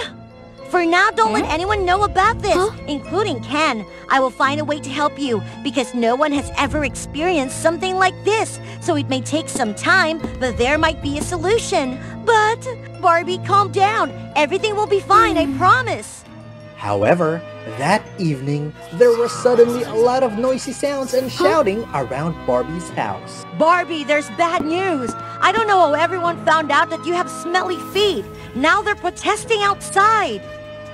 If that's the case, I will go outside and apologize to everyone. No, they are currently very angry. If you go out there, it will only make them more agitated. So what should I do? Earlier, I found a way, but... Really? How so? But what? Without further explanation, Barbie was pulled out by her friend through the back door. They stopped at a corner of Barbie Land, where there was a rusty door. They used all their strength just to be able to open it. You have to leave Barbie Land. Seeing the pitch black night behind the door, Barbie hesitated a little. I think I should still go back and... However, before she could finish her sentence, Barbie was forcefully pushed through that terrifying door by her friend. Barbie was taken to a very strange place. Here, the green color of grass dominated, not pink, like in Barbie Land. Help me! The sound of distress attracted Barbie's attention. Following the sound, she discovered a girl hanging precariously on a cliff's edge. Barbie quickly pulled the girl up. Thank you for your help. I am Merida, the princess of the powerful Dunrock tribe. Earlier, I was being chased by a big black bear, which caused me to slip and fall into a ravine. Who are you? You don't seem to be a local. I'm Barbie, and I come from Barbie Land. When Merida learned Barbie's story, she couldn't help but burst into laughter. This matter is very serious. It's not fun at all. I'm sorry. I didn't mean it that way. Your problem is nothing compared to mine. I will help you. Merida took Barbie back to the tribe and prepared a special water with a lot of precious herbs for her. Dip your feet in here. Following Merida's advice, Barbie took off her high heels and put her feet in the water basin. At this moment, Merida just realized that Barbie's legs still remained pointed high even though she had taken her feet out of the shoes. Why don't you put your feet down? What are you saying? Nobody does that at my place. Frustrated with the strange rules in Barbie Land, Merida had to bring out a taller basin so that Barbie could soak her feet in it. Indeed, Merida's herbal water had helped eliminate the unpleasant odor from Barbie's feet. Thank you, Merida. You saved my entire life. No, it was you who saved my life. At this moment, a servant entered and informed Merida about a certain party. Oh, I love parties! Lively music, delicious food, and especially getting to meet a lot of friends. I feel the opposite. This is a party for princesses and princes. The purpose is for everyone to be able to find their other half. Last year, I was laughed at because of my appearance. They are really mean, just ignore them. In fact, I didn't really pay attention to them. I'm just afraid of that person. Who is it? Fergus, the prince of the neighboring kingdom. We met when we were young and did you like him, right? This year he will also participate. If he sees me like this, he will be very disappointed. Oh, I see. Merida, how about this time let me help you out? With the help of Barbie, The next day, Merida appeared with a completely new and incredibly glamorous appearance at the party. She attracted the attention of all the princes there. However, Prince Fergus didn't care about her at all. Suddenly, a glass of water was thrown directly into Merida's face, causing her makeup to wash away. That water cup was from an evil princess, jealous of Merida when she saw her being surrounded by many people. Seeing the unpleasant appearance of Merida, the princes surrounding her quickly rushed to find another place. Feeling extremely embarrassed, Merida immediately ran out of the party. Later, Barbie found Merida sitting sadly by a river. When Barbie was about to comfort again, suddenly a large bear appeared growling ferociously. It began to charge and attack the two people. Barbie, run quickly! However, because of the high-heeled shoes, Barbie could not run quickly. Take off your shoes and put your feet down to run faster. No one does that where I am. This is not Barbie land, or do you want to be inside the belly of that bear? Hearing that, Barbie immediately followed Merida's instructions. When Barbie's feet were set free, she immediately speeded up and zoomed away. Running for a while, both were chased by a bear, pushing them towards the foot of a mountain. Knowing that there was no way to escape, Merida had to take a risk and fight with it. She picked up a piece of wood, then she did muscle up, causing her tight dress to tear. However, her strength could not be compared to that of a large wild bear. It seemed that both had to endure a cruel fate when an arrow flew quickly in front of the bear's face, making it stop. That's Fergus, the prince that Merida always remembered. He drew out a sharp, powerful sword and rushed to fight against the fierce bear. Just after a few strokes, the prince was able to defeat it. It turned out that this time, Fergus came here to propose to Merida, the brave princess who had once helped him escape danger when he was little. Since then, he vowed to become strong so that he could protect her in the future. At the party, he didn't pay attention to Merida because he was too busy searching for messy hair that he always longed to remember. When Merida found out the truth, she was extremely happy. But suddenly, she remembered her appearance and felt a little nervous. But her outward appearance is not as beautiful and glamorous as the other princesses. You are the most beautiful person I have ever met. Your face, your hair, your brave and kind heart all make me tremble with excitement. So, Merida's love story finally had a happy ending in an unexpected way. After Merida's wedding, Barbie had to quickly return to Barbie Land. When she returned to the room, Barbie saw her close friend also being here. Barbie, I'm back! And you were right! There is indeed a cure for me out there! There is still time for the key ceremony, so please hurry and help me get ready! At that moment, Barbie suddenly realized that something was not right. Why are you dressed and made up like me? I am so worried that you won't be able to come back in time, so I'm planning to temporarily pretend to be you to receive the key and then wait for you to return to give it back. You are truly my best friend, Barbie. Now that I'm back, you don't have to go through any more trouble. Okay, then go change your clothes. I have already prepared them in the dressing room. You are indeed thoughtful. However, as soon as Barbie entered the dressing room, her friend immediately slammed the door shut, locking her inside. Barbie, what are you doing? Let me go quickly! I will replace you to go receive the key. Why do you have to do that? I'm fed up with having to shadow you all the time. It's all because of that silly beauty standard. Once I have the key, I will be able to take control of this place and replace that stupid standard. She quickly left after speaking, leaving Barbie extremely confused about the changes in her friend. Suddenly, at this moment, Barbie smelled an unpleasant odor rising. This foul smell! Could it be my own feet? Looking down, there was nothing unusual. Barbie took a sigh of relief. Following the foul smell, Barbie discovered a bottle of liquid along with many strange objects.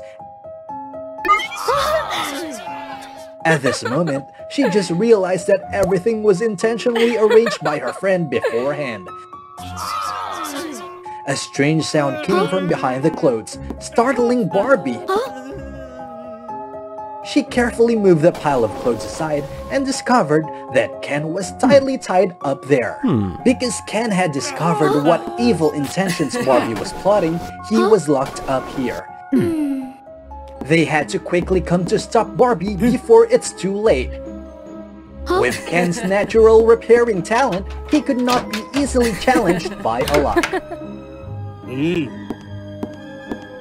When Barbie arrived at a square where the event took place, everyone was extremely surprised and confused to see two identical standard Barbies. Being afraid to be found out, fake Barbie immediately took the chance. She's imposter here to steal the key! Quickly, catch her! At this moment, Barbie immediately came up with an idea. I really hate doing this job, but I'm sorry, Barbie. She quickly grabbed a glass of water nearby and splashed it directly into the face of her friend. The makeup was immediately washed away, revealing her friend's real face. You evil fake! You need to be expelled from here! Exactly! Expel her! Actually, the main reason for this incident is the fault of all of us. Because we have set such strict standards for beauty, I think it's time to change it. Barbie slowly took her feet out of the high heels and placed both feet on the ground, to the amazement of everyone. That very standard causes us to lose our own beauty. We don't even have our own name. But Barbie Land has always been like this. How could it be changed? She is right. I'm tired of having to chase after a standard that I don't even like a bit. I agree too. Others also simultaneously discarded their long-worn disguises.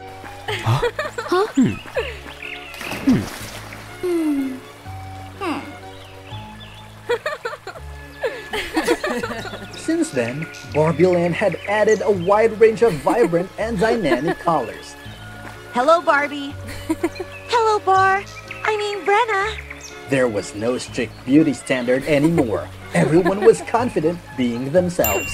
The Tree of Life is the symbol of life in the magical evergreen forest. However, the forest deity, the cold-hearted Ulani, sought to destroy it. What ignited such a fiery hatred in her heart?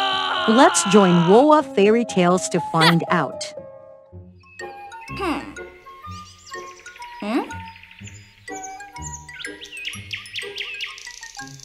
The dreamy evergreen forest was ruled by the gracious Ulani.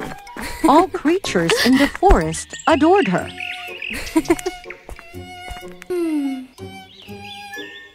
Is something wrong, Ulani? Even the benevolent forest spirit, Arnold, deeply loved her. Together, they illuminated the Tree of Life. Few knew that some years ago, the beautiful forest was devastated. To revive it, Ulani selflessly sacrificed her magical heart. Eventually, Evergreen was saved, but she fell into a deep slumber. When she woke, she had forgotten her past and became much weaker. Who are you? Through Arnold's care, the forest spirit's health gradually restored. Arnold lovingly stayed by Ulani's side at all times, except for moonless nights, when malevolent energies roamed and the people needed divine protection. To safeguard her loved ones, whenever he went outside, Arnold would lull Ulani to sleep with a magic potion, then cast a protective sealing spell to ward off all dangers.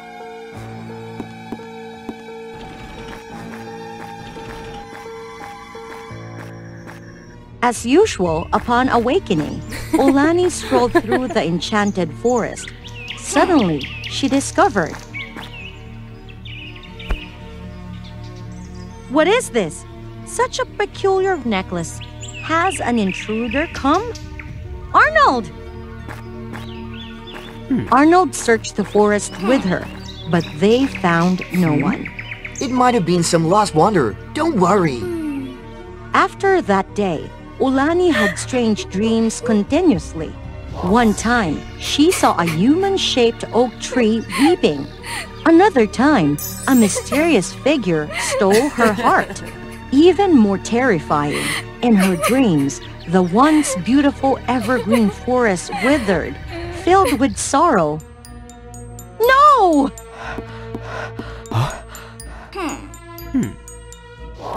One day, she dreamt of a man's face. I am Andrew, the messenger from hell, the owner of the necklace. Arnold! Arnold! Don't mention him, that evil being. Listen carefully to what I've said. Andrew recounted how he discovered a village near Evergreen Forest, where many innocent people had mysteriously lost their lives. Their bodies and souls disappeared in a strange manner. After following the trail, he witnessed Arnold kidnapping the villagers into the forest.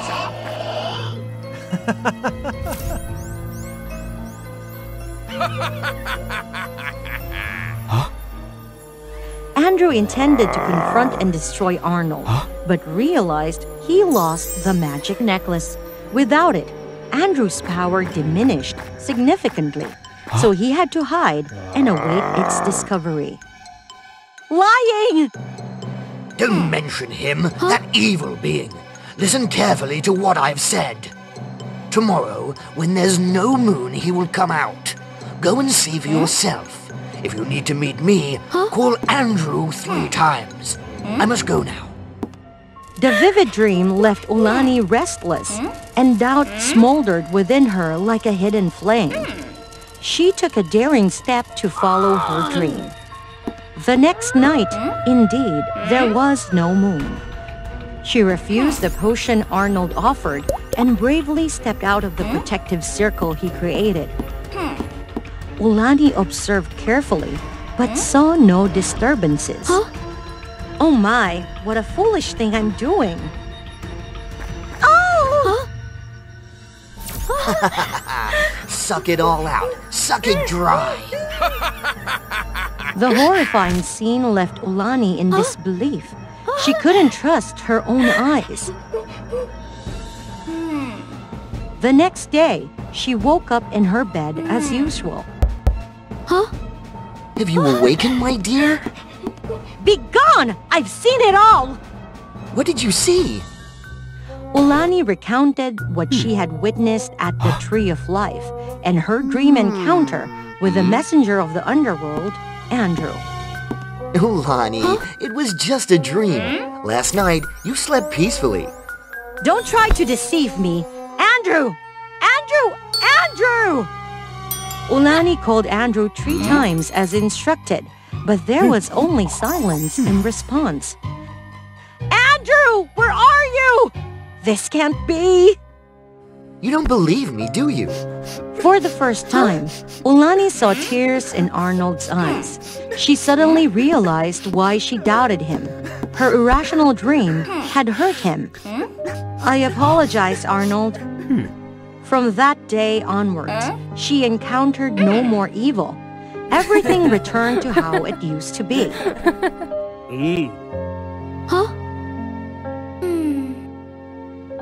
Ulani decided to confess her sins at the Tree of Life. On her way, a beautiful scarf carried by the wind reminded her of something. The girl's scarf! What if the scarf was real? She secretly wished she wouldn't find it. Ulani searched every nook and cranny around the Tree of Life. Unfortunately, her worst fear came true. That night, Ulani didn't dream. She discovered that Arnold had deceived her all along. He was the evil one responsible for the innocent people's... Andrew, do you really exist? This time, she couldn't let Arnold manipulate her anymore. Ulani acted obediently as if nothing had happened. But she had a plan.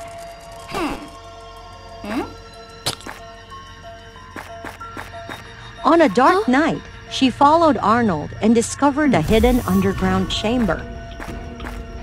When Arnold left, she descended into the mysterious depths. Andrew! Oh my goodness! It turned out when Arnold left, he didn't protect the villagers. Instead, he kidnapped more innocent souls.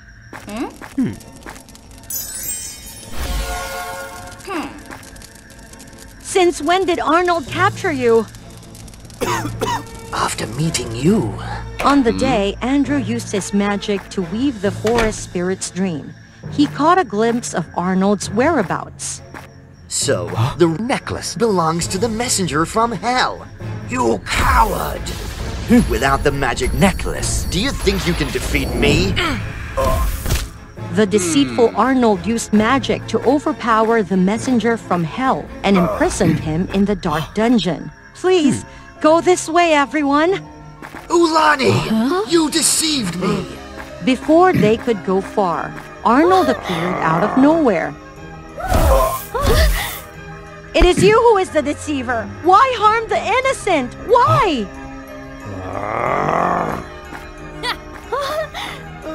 Because that was your desire! No way! The truth was that the forest deity Ulani existed in the form of an oak tree. She always yearned to have legs to wander through evergreen. Arnold was just a mortal man who wanted to marry the forest deity to gain power, but she didn't love him. In response, he did everything to win her heart. Arnold, can the Supreme Goddess grant me real legs? Yes, just show her your pure heart. But... I will do everything to get it before the warm spring ends. Look, during spring, everything in the forest is fine. Nothing bad will happen. Thus, the forest spirit entrusted him with her magical heart. Ulani waited through spring, summer, and winter. Then she fell into a deep slumber. With the magic in his possession, Arnold returned to the forest, sealed her memories, and created an illusory world sustained by innocent souls.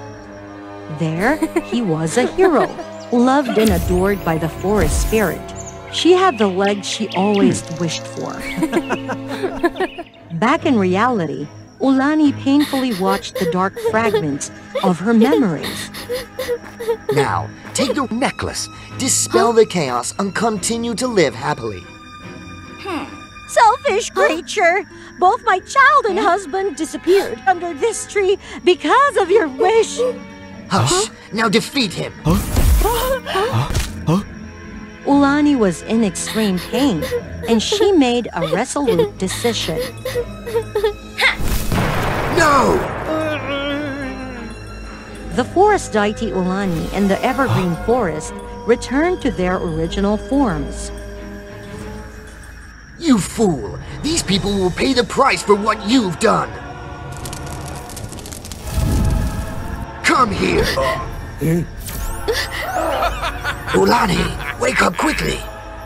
Ulani immersed herself in her past, back when she was a vibrant forest deity. I'm sorry, everyone.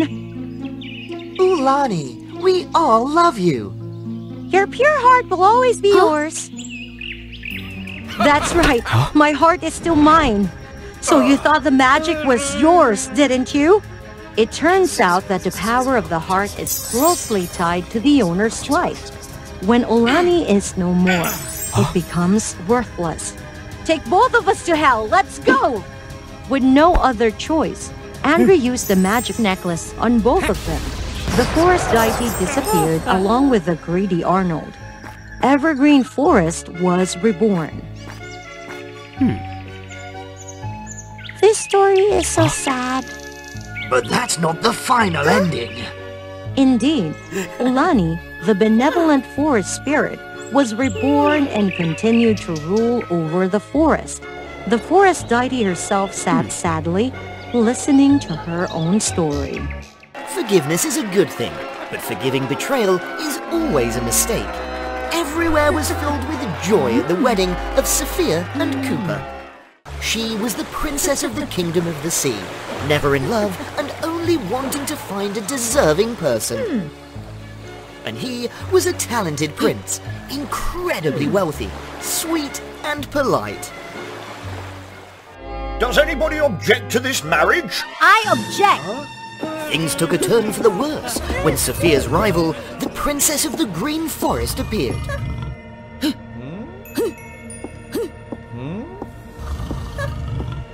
How dare you ruin my happiness, Grace? Today should have been my wedding, and Cooper should have been the groom. Oh, my naive little girls.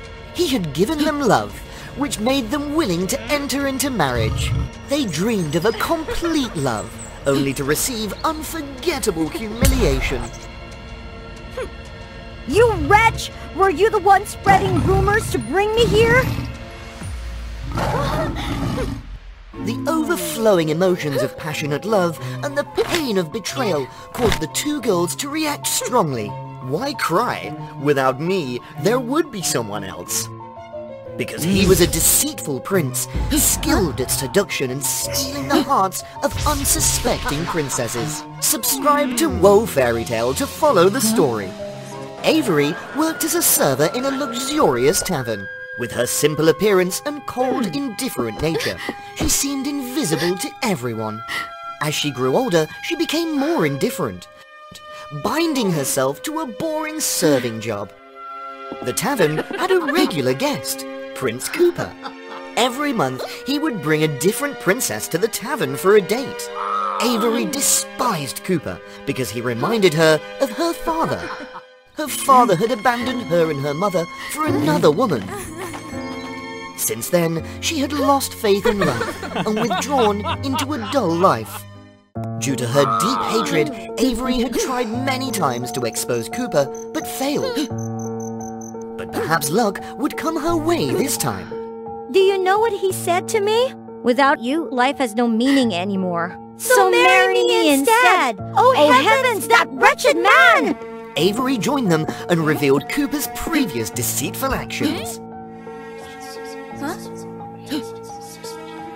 This is too much. We need someone who can make him suffer and experience the feeling of betrayal. But who? He has charmed almost every princess in the world. Not every princess yet. Although Cooper had visited the tavern many times, he had never noticed Avery. To him, she was just a commoner, invisible. They would transform her into the ideal girlfriend and teach him a lesson.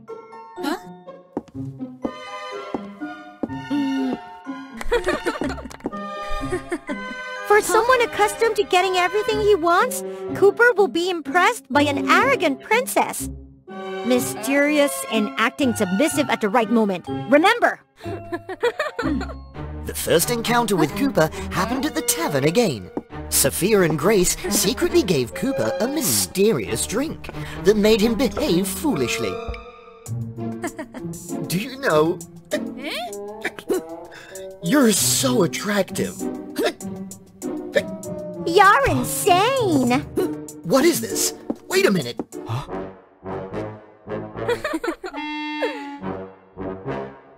According to the plan, this was when Avery appeared, leaving Cooper stunned with just one glance.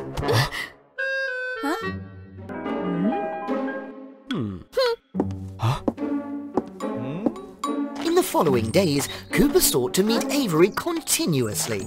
Avery maintained an unpredictable attitude towards Cooper.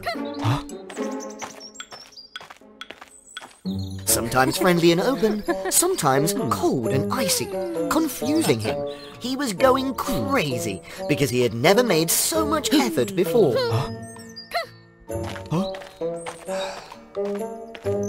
Come on, Avery. When will you agree to go on a date with me? You? I don't know what's true anymore. What do I have to do to prove my sincerity? I really mean it. Suddenly, a thief appeared, and Cooper immediately stood up to protect Avery. Avery pretended to be moved and accepted his 100th confession of love. The plan was on its way to perfect success. Avery and her accomplices laughed at Cooper's foolishness. However, things were not as easy as she thought. Cooper was overly sweet and genuinely caring. He actively learned about her interests and tenderly took care of her step by step.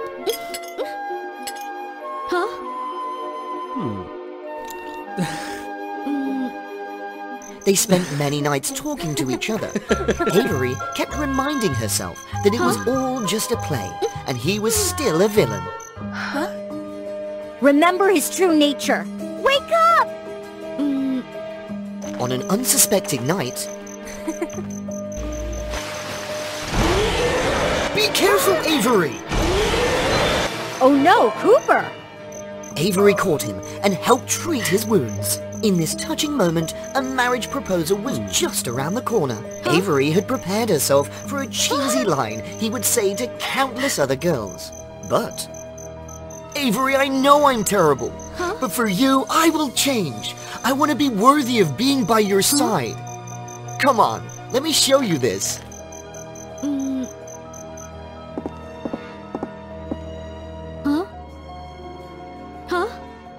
Since childhood, I had been seriously ill and at risk of dying early. My mother made a deal with a demon to give me her remaining years in exchange for her revival. I couldn't bear it. Then sold my soul to the demon with the deal for my mother's revival. I swore to open the gates and bring the demon to the mortal world, using the broken hearts of the princesses as the main ingredient. I already have enough ingredients to complete the gateway, but I've decided not to open it anymore. Because now I love you! I want to live a redeemed life by your side forever! Are these words true?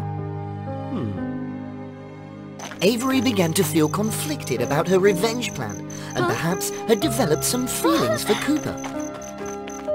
She shared everything with Sophia and Grace. Fantastic! This is evidence to put him in jail. And we'll attend his wedding wearing bridal gowns. Cooper and Avery's wedding was splendid.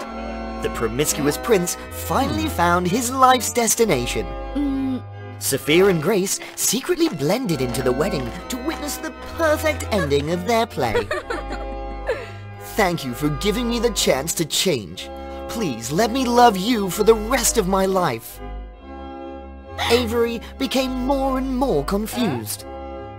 If she continued to deceive him at this moment, she wouldn't be any better than him. She gritted her teeth and finally revealed the truth that everything was part of a revenge plan by the betrayed brides. Betrayed brides?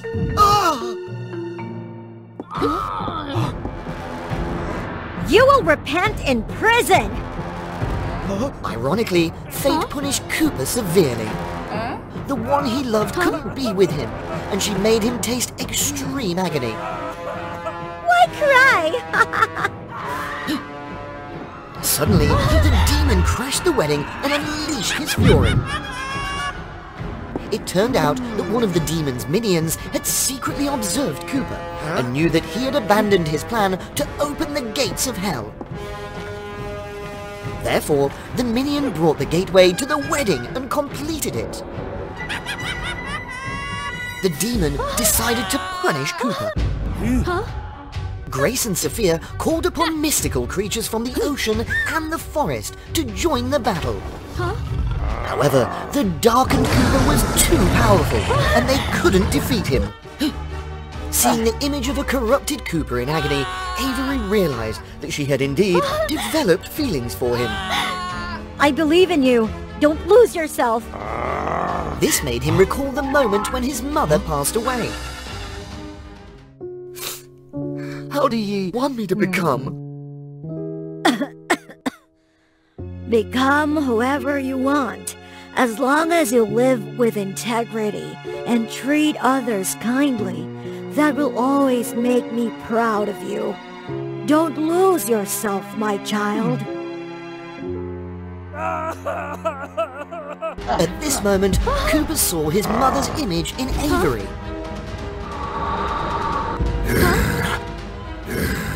A sinful person like you deserves to go to hell with me. No, Cooper! But Cooper chose to atone for his mistakes. The shards of broken hearts scattered and returned to the deceived brides. There was one piece of a heart that he had given to the one he loved. After everything, Avery lived a positive and open life, ready to embrace love. Occasionally, she would remember Cooper and remind herself that true kindness could transform everything. She always had the choice to live a righteous life. In a distant kingdom, both men and women had long and flowing hair. It's because the longer their hair, the stronger their magic. Allow me to introduce Tiffany, the lady with the longest, most beautiful hair. Only those who have watched WOA Fairy Tales channel could be more beautiful than her. Who could be more beautiful than me? And so, Tiffany possessed the most magical hair in the kingdom. Tiffany used her hair to perform showy tricks and attract attention. She and the people of the kingdom looked down upon those with short, non-magical hair. In the past, Tiffany used her hair to help others as her mother had advised. Don't hesitate to sacrifice your hair to save those you love. But after her mother's demise, due to a scheme by a group of short-haired individuals, Tiffany changed. She transformed into an obnoxious show-off. Surprisingly, people still adored her. Many suitors proposed to Tiffany. Yet, she only had eyes for Prince Ryder, soon becoming the princess with long hair. Tiffany's vanity grew even more pronounced. She assembled a team of maids solely to tend to her magical hair.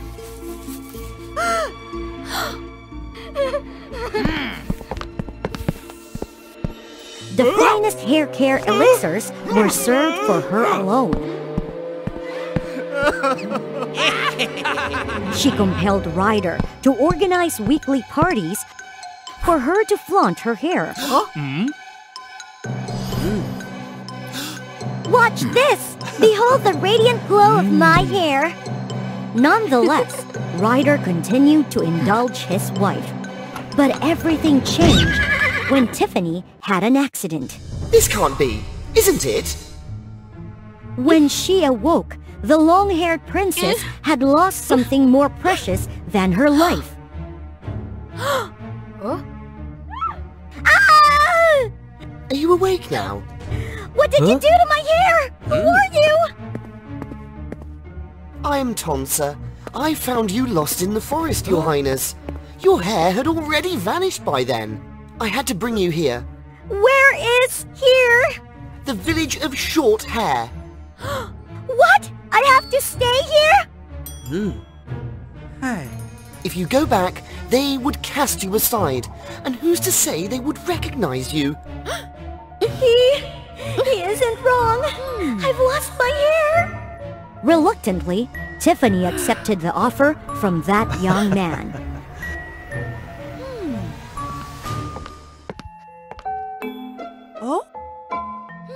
To live here, she had to work. Real work, not just using her magical hair. Of course, she couldn't do anything well.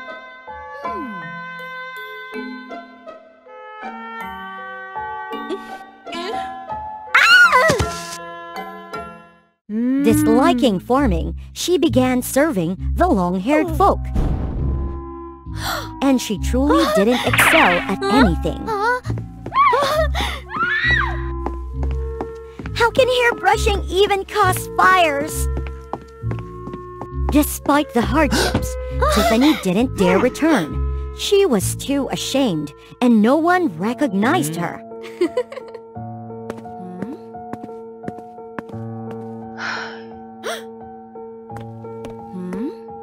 fired again, huh?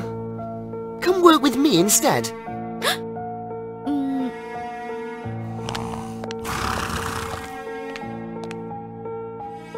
Before she could start, though... Newcomer, huh? Your hair isn't even as long as a horse's tail.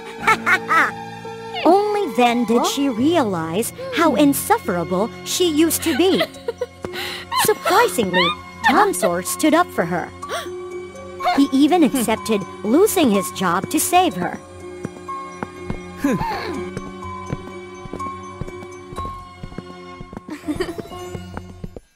Tiffany understood that she had misunderstood the short-haired people. United by their lack of magic, they helped each other willingly.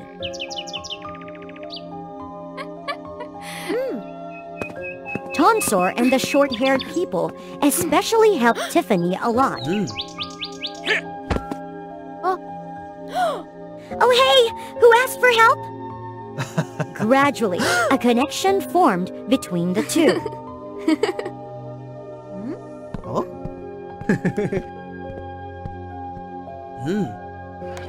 One day, Tiffany had to visit the capital alone.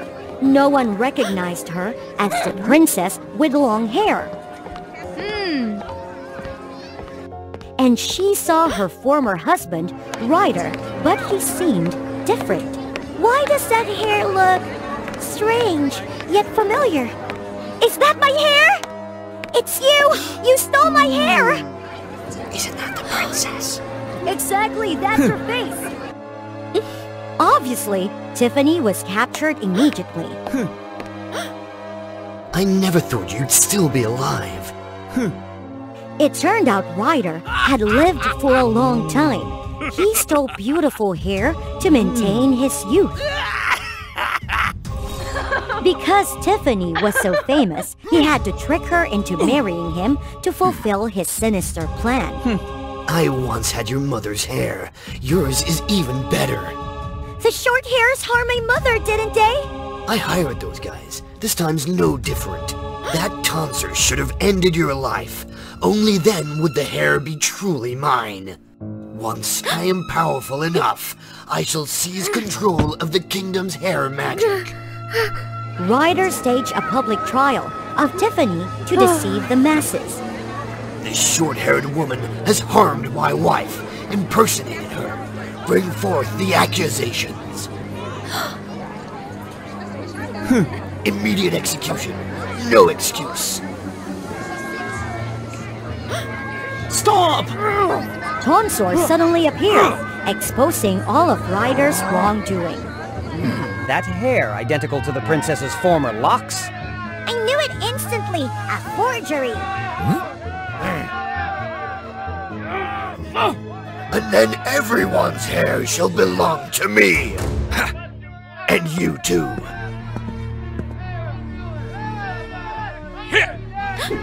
Tonsor intervened, rushing to Tiffany's aid. But he had to trade his life for hers. Tonsor! Do you remember? We've known each other for a long time. It was you who saved me. I've loved you since then. I cut off your hair, deceived the prince and hid you. I'm sorry. I'm so sorry. No! Miraculously, Tiffany's emotions triggered her hair's magic. I know. I can't let you live.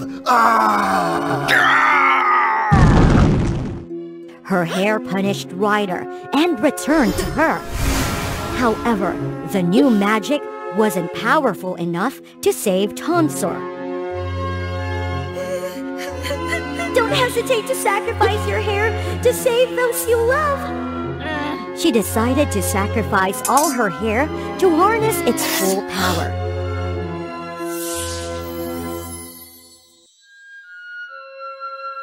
Tiffany?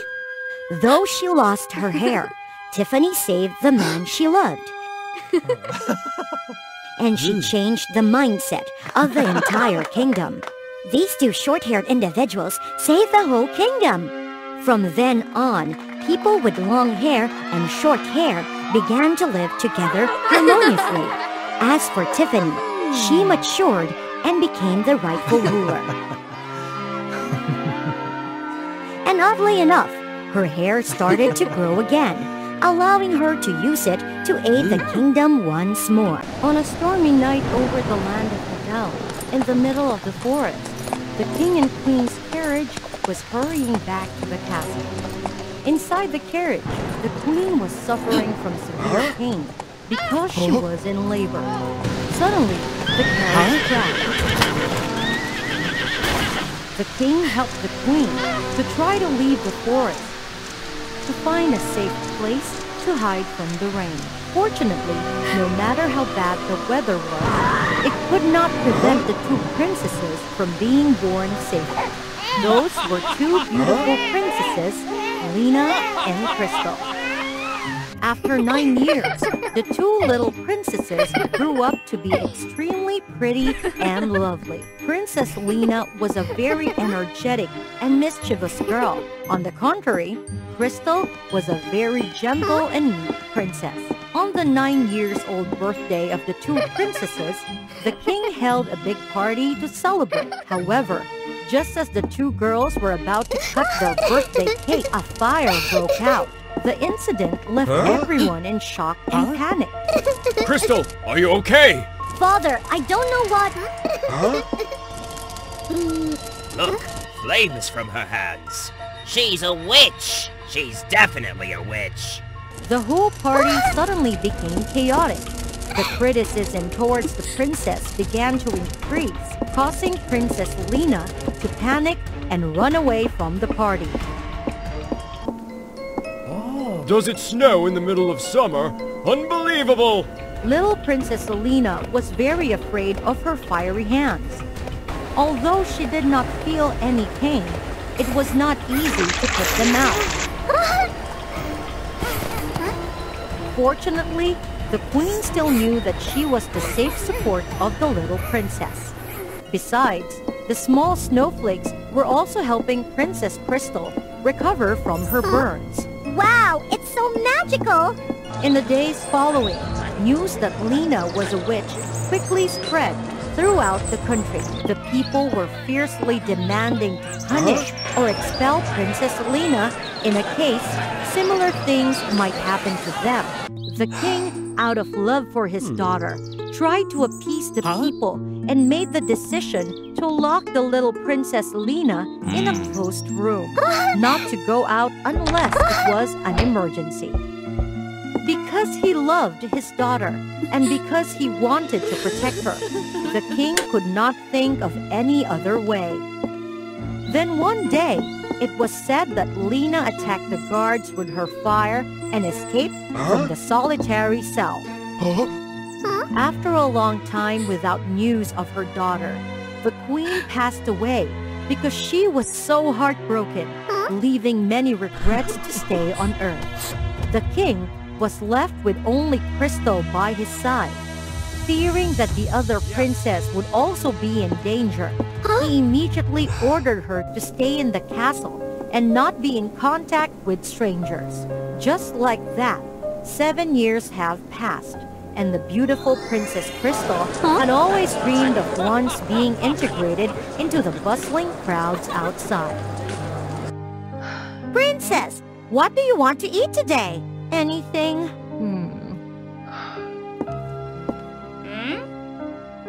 Wait! One day, Crystal came up with a bold idea. Thanks to the idea of using a maid outfit, she was able to fulfill her desire to integrate into society, enjoying the moment of freedom that she had not experienced for a long time. Her light footsteps led her to destiny. As a princess surrounded by walls, she didn't know much about the dangerous world outside. You guys should stop! I will report to my father, and he will arrest you! Ha ha! A maid who dares threaten us? Taking advantage of the opportunity, the young boy quickly pushed down the thugs and dragged his savior away from this dangerous place. The four of them kept running, one after another, on the glacier. And an extremely interesting situation appeared, causing the chase to be interrupted. Luck after luck, it was certainly hard for the bad guys to get a good ending. Well, you dare to make us like this! I won't forgive you! Coincidence appeared more and more, and the ice under the thug's feet gradually cracked, causing him to fall into the cold water. Taking advantage of the moment when the bad guys were busy escaping from the freezing water, the young man and Princess Crystal immediately left. After spending some fun outside, Princess Crystal quickly returned to the palace. She still regretted those moments of freedom. It's been a lot of fun. But there are also some problems I don't know how to handle. That boy's name is Nathan, the son of a fisherman. Their family has suddenly become difficult and poor since the day Lena showed her witchcraft powers. The frost left them without food. And since it's from the royal side, I feel like I have a part of the responsibility too. I want to make up for them, the people who suffered because of Lena. But when I told him I was a princess, he didn't believe me. Why? Princess, it's most likely due to your costume. If there is a next time, please don't call yourself a princess. That will bring us trouble. And you won't be allowed to go out anymore. Oh, okay, I see. I didn't think it through. After that, the princess often escaped, and every time it was Nathan taking her out. The love between the two also gradually developed during that time. However, once when she returned home, she was caught by the king. The king was very angry because his daughter tried to escape.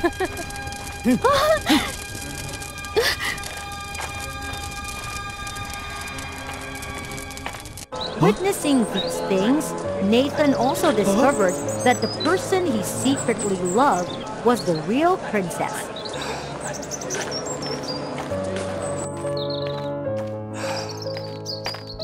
The king and his daughter argued with each other on the way back to the king's conference room. Here, a prince of a neighboring country was waiting, Prince Joseph. Crystal, Prince Joseph has come all the way here to propose to you. Propose? Then I would like to refuse. Crystal, you are old enough to get married. Stop being stubborn. No, I've already had someone else in my heart. Unexpectedly, Princess Crystal's backlash created a beautiful and cold miracle.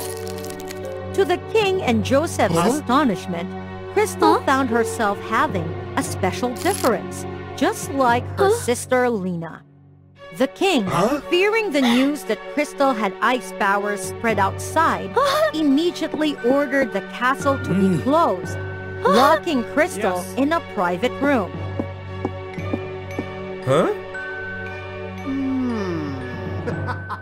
Soon, despite the king's efforts to block the news, rumors about Princess Crystal being an ice witch kept spreading, sending the people into chaos.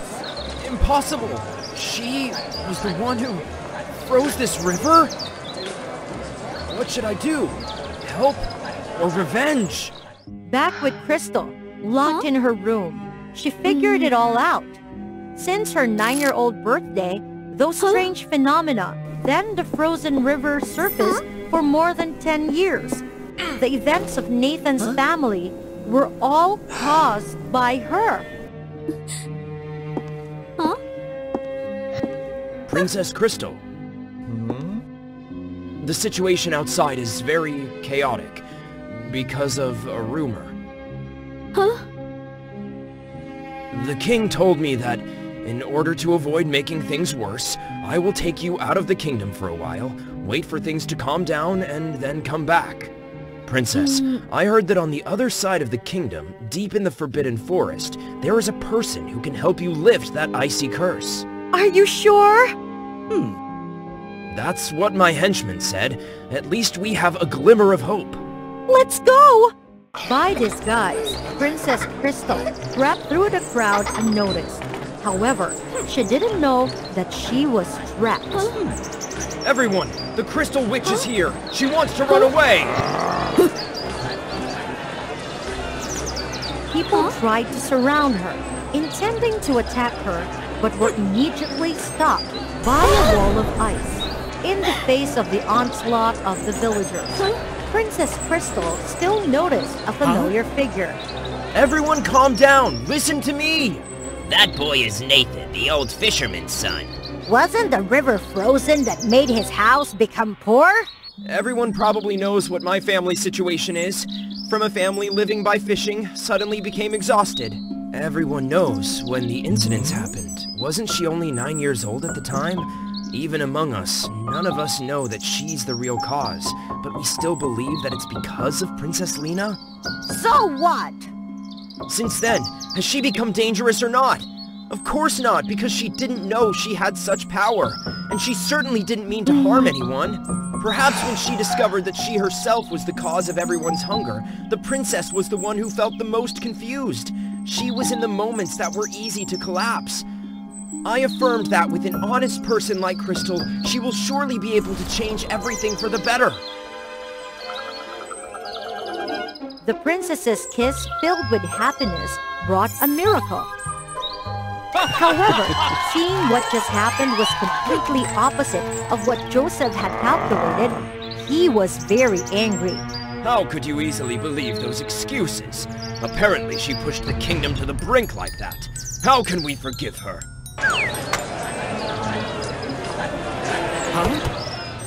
What do you want? Want to divide us? In your dream! You're a jerk! We're not so bad as you! Your Majesty! Joseph, I didn't expect you to be so cunning. I've arranged the wedding in vain. Soldiers, grab him and throw him in the dungeon.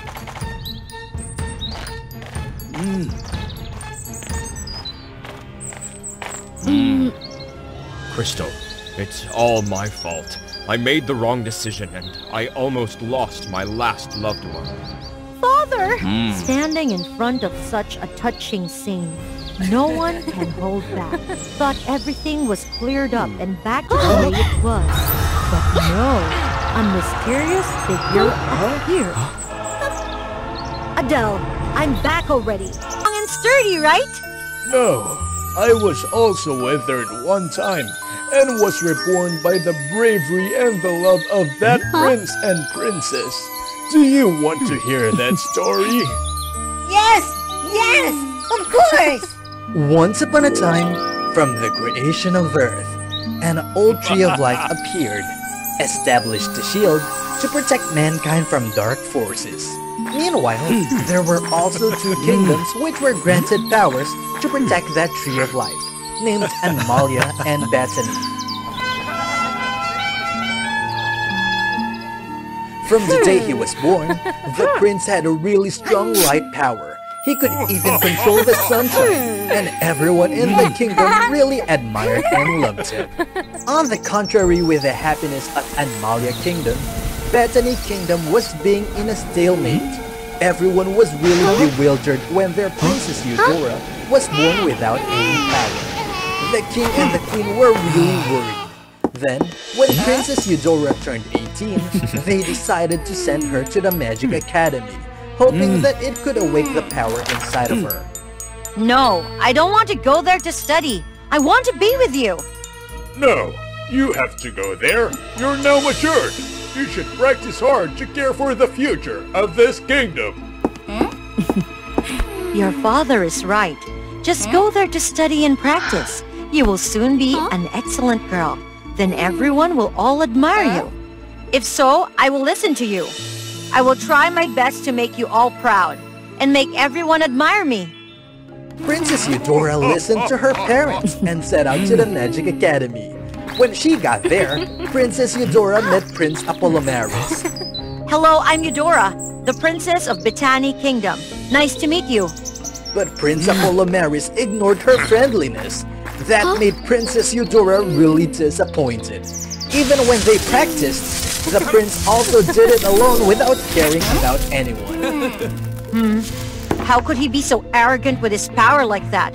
No one wants to be his friend. Just live alone like that for the rest of your life. So the two of them just did their own works, without caring about each other. Until one day, for no reason, the Tree of Life suddenly withered. The protection shield was weakened, allowing the dark forces to approach and mess around. They destroy the houses and threaten the life of kind people.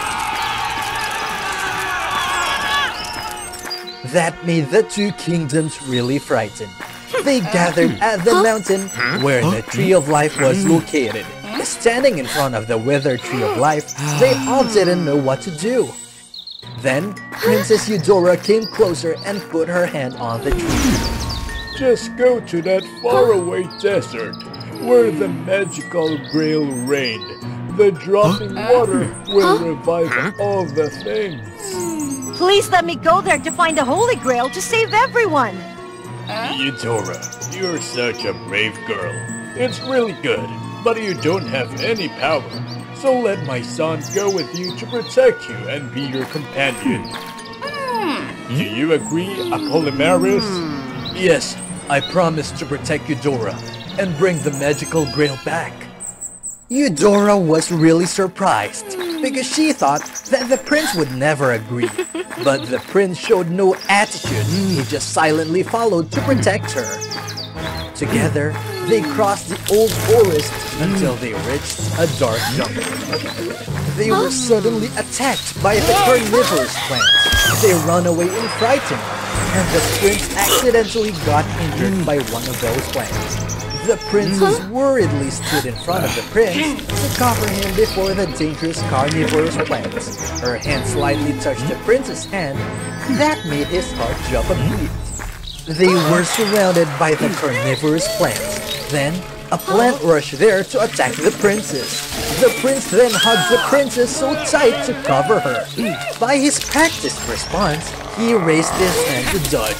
A light power came out. The carnivorous plant moved back in fear. Then, the prince realized that the carnivorous plants were afraid of the light. He casted a spell which made the light cover the whole jungle, and all the carnivorous plants were burnt into ash. The two continued their journey, and they had to face with a vast sea. Together, they collected the wooden boards to make a little raft to cross the sea. Unfortunately, after reaching the middle of the sea, a whirlpool caught them. The raft was lifted and sank into the water. They tried to swim to the bank, but they were gradually exhausted and gave up. Everything seems to come to an end. Suddenly, the princess felt the water flow through her hand. It's just like she could grab the water. She used all of her power to shout out and grab her hand. Then, the water was separated aside, creating a path in the middle. Escaping from the danger, the princess quickly went there to raise the prince, and together, they crossed the sea to continue their journey. Turned out I'm not as useless as I thought. My inside power is the power of water. You have never been useless in my eyes. They continued their journey to the desert, and finally, they reached the sacred temple. The prince and the princess intended to enter together. Suddenly, a giant scorpion appeared to attack them. They coordinated to fight against the monster. The prince controlled the sun to shine directly to its eyes, making the scorpion dazzled and disoriented. Taking the chance, the princess casted a spell to create water arrows and continuously attacked, making the scorpion collapse. They successfully entered the sacred temple together and came close to a golden box. There's sun and the moon orb on its body, and there was also a quiz below. There were two sisters, One gave birth to another and vice versa. Are they light and dark? Or fire and ice? That's right. They're day and night. The box immediately opened. However, being happy for just a while, the scorpion monster suddenly woke up. It used the tail to attack the prince. The prince rushed there to block its attack. He got poisoned, then collapsed. The princess was so angry that she used all of her power to create a whirlpool to finish the scorpion. Then, she held the prince on her lap. Please don't leave me alone! The princess hurtfully cried beside him. Suddenly, she remembered what the Tree of Life had said about the Grail could revive everything. She hurriedly came back to the box and discovered that there were 3 magical grails in that box. She was confused. Then she saw the grail in the middle had the sun and moon symbol, which were the same as the symbols of the sacred temple. She hastily lifted the grail in the middle up. Immediately, the 2 other grails disappeared. She ignored everything and poured the magical water into his mouth. A light covered him and the prince woke up. He emotionally held her hand so tight. Miraculously, when they touched each other's hand and together touched the grail, the water inside was full again. Together, they brought the magical grail back to water the Tree of Life. It was revived immediately. And the magic protection shield was back to protect everyone. The prince and the princess shyly looked at each other. They gradually fell in love with each other, and they lived happily for it. Long, long ago, fire and water were 2 opposing elements, and they could never blend, no matter how hard they tried. On 1,000 years volcanic mountain that had lived a tribe of lava beings. Each one of them radiated a fiery aura, and their personalities were somewhat fierce and intense. However, among them, Prince Pyro was calm and gentle person. Unlike any other, the lava tribe's duty was to control the flow of lava beneath the Earth's surface, and even during eruptions, to ensure the peace of all living things. But under the depths of the ocean, the water tribe had a different perspective. Marina, my child, stay away from the lava tribe. They bring danger and misfortune. The love between the 2 tribes was particularly forbidden, a legacy passed down through countless generations. Father, don't worry. I'm not that easy to sway. Marina, the sole daughter of the Water King, inherited her father's power, making her incredibly formidable. However, the tale had nothing extraordinary to tell until one day, during Pyro's practice atop the fiery Pyro Mountain. A sinister shadow named Draven attacked out of nowhere. Draven aimed to seize both lands of the lava and water tribes, seeking to rule the world. Help! Help me! Due to Pyro's limited strength, he quickly fell into the sea. It was then that Marina saw him and swiftly pulled Pyro to safety. Pyro was gravely injured, and Marina didn't know how to help. I can't get near him! Marina kept looking at Pyro that way. He's quite handsome. Wait, did I just say that? Finally, Pyro began to regain consciousness. The sight of Marina's beauty left him speechless. They quickly got to know each other, and then bid farewell with lingering fondness. Marina, how dare you defy my words and interact with the lava tribe? I forbid you from ever rising to the surface. Meanwhile, Pyro continued to climb the volcanic mountain daily, hoping to catch a glimpse of Marina. Marina sent her longing through written messages, using magic to float them above the water's surface. Pyro was overjoyed to receive Marina's letters, and she arranged to meet him in a forest, far from the ocean and the volcano. The following day, Marina escaped her parents and went to see Pyro on the surface. They walked together, but the ancient stone curse held them back from holding hands or being too close. What is our relationship? Love or just comradeship? When we can't be near each other. Huh? It's all because of the stone curse between our two tribes. I don't know what to do. But I know how to do this.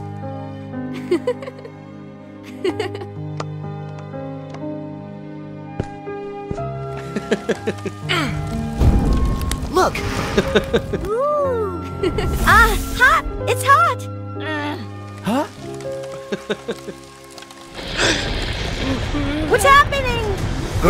Rushed out of the forest to witness the volcano erupting and lava flowing towards the ocean. Oh no!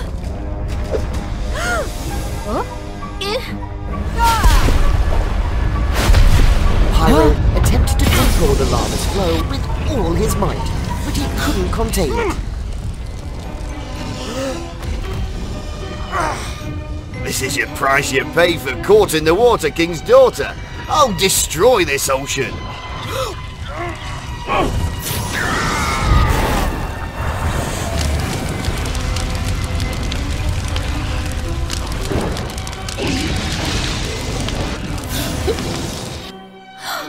Creatures under the sea fled in chaos, and even their castle was being destroyed by the lava flow.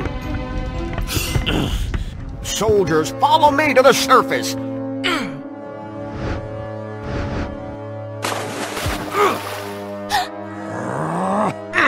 The Water King unleashed his fierce power and attacked the Lava King.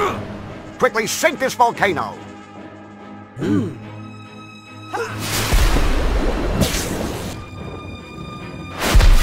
The lava citizen panicked as water inundated their realm, spreading fear and chaos. Take my final strike! Yeah! Stop, Father! I'll go with you! I'll never see Pyro again!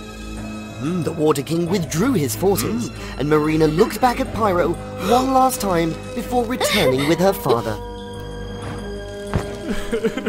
Marina secluded herself in her room every day. Get away! I won't eat! Without Pyro, life means nothing. Seeing his daughter's despair, the Water King couldn't bear it. Pyro was similarly devastated, growing more distant and aggressive, focusing solely on mastering his magical abilities. He who was once joyful and lively had become quick-tempered. Pyro quarreled with others and caused injuries. The distance between fathers and children grew. Both kings were determined to thwart their children's love due to the ancient curse. Marina's longing for Pyro left her weak and drained. Quickly, get the physicians. However, the physicians were helpless. At that moment, violent waves rocked the ocean's surface. You again? Draven!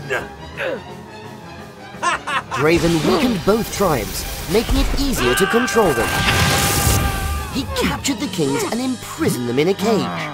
Upon hearing this news, Marina and Pyro couldn't sit still. They met, both looking disheveled after enduring a long separation. Both decided to rescue their fathers from Draven's clutches. In the realm of shadows, the kings still dare not touch each other, fearing the ancient curse. This will be your last meal.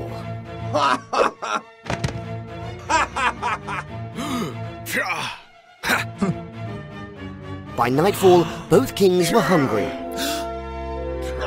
They realized that the curse didn't seem to affect them. You foolish kings, you believed in a mere legend. Long ago, at a feast of the gods, Draven was the only one not invited due to his darkness.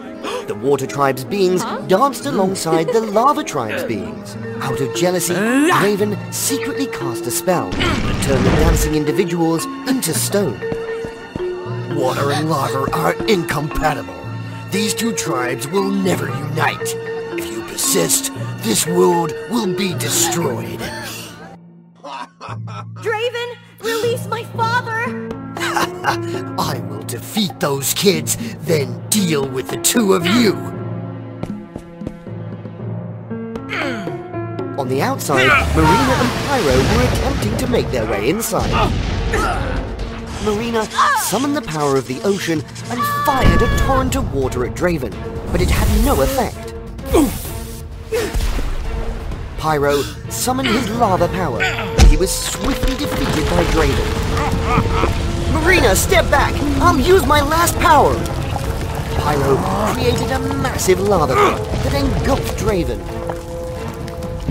I'll take her with me.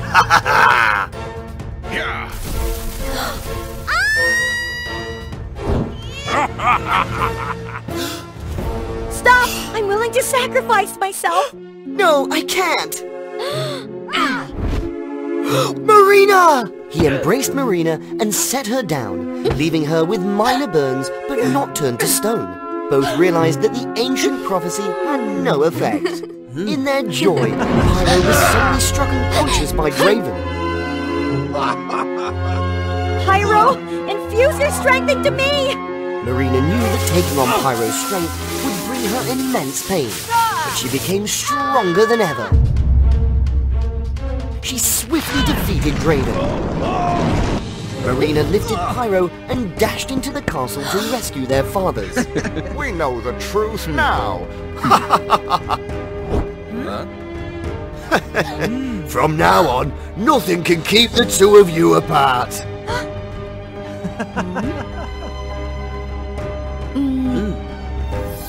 Today's story ends here. Join us for more wonderful and touching tales by subscribing to WOA Fairy Tale. Deep within the ancient forest, where trees stood tall and mighty, and the animals had migrated to other lands, there existed a peculiar creature, a hybrid between a human and a snake. She was the snake goddess Medea. Her beauty enchanted anyone who gazed upon her, leaving them utterly mesmerized. To maintain her allure, Medea had to draw the souls of young men who fell into her trap. I will willingly offer my heart to you! At that moment, Medea would drain their souls entirely, making her look ever youthful and beautiful. Until one day, as Medea was seeking her prey. Oh, stay away! Medea noticed the young man being attacked by a venomous snake. This will surely be a tasty morsel. As she approached, the snake immediately slithered away. Thank you for saving me. I'm Liam. You are quite handsome. Where are you headed? Liam explained that he was exploring with his half-brother Ricky, who got separated suddenly.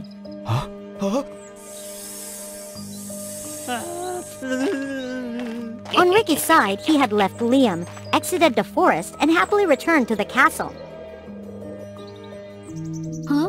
It's getting late. You should come to my place. Tomorrow morning I'll guide you out of here. Liam had no other choice but to follow her.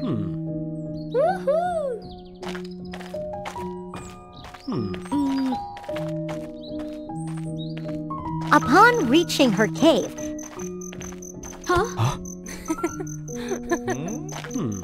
Medea quickly dismissed her attendants.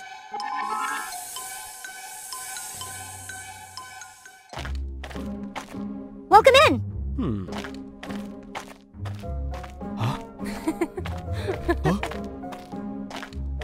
Your dinner awaits. I'm already full. I have something to confess. I like you. Do you want to give your heart to me? No. Never before had anyone resisted Medea's seduction. Liam silently left and peacefully slept in a corner, ignoring Medea's anger. The next morning, when Medea woke up, she didn't find Liam anywhere, just a thank you note stating that he would find his own way out.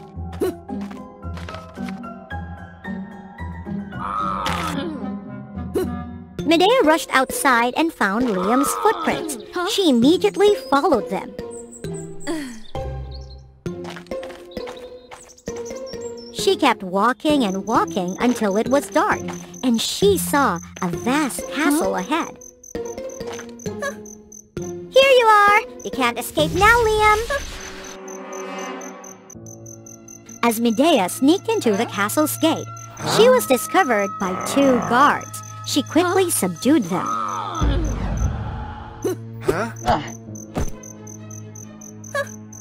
While crawling through the corridors, Medea was spotted by Ricky.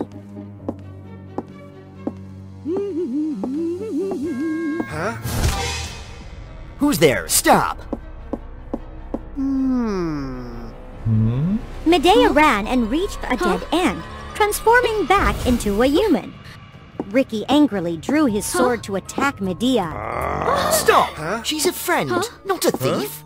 Let's go. First I saved you, now you saved me. A fair deal. Why are you here? The forest I lived in was threatened by evildoers, so I had to find a hiding place. And coincidentally, I found myself here. Little did I know it was your castle. Moved by Medea's circumstances, Liam agreed to let her stay and led her to an extremely tidy and neat room with beautiful clothes. Does nobody use this room? This room belonged to a girl who is important to me, but she's no longer with us. Liam's mystery intrigued Medea even more, fueling her determination to steal his heart. Every day, Medea followed Liam, attempting to seduce him, but Liam remained unaffected.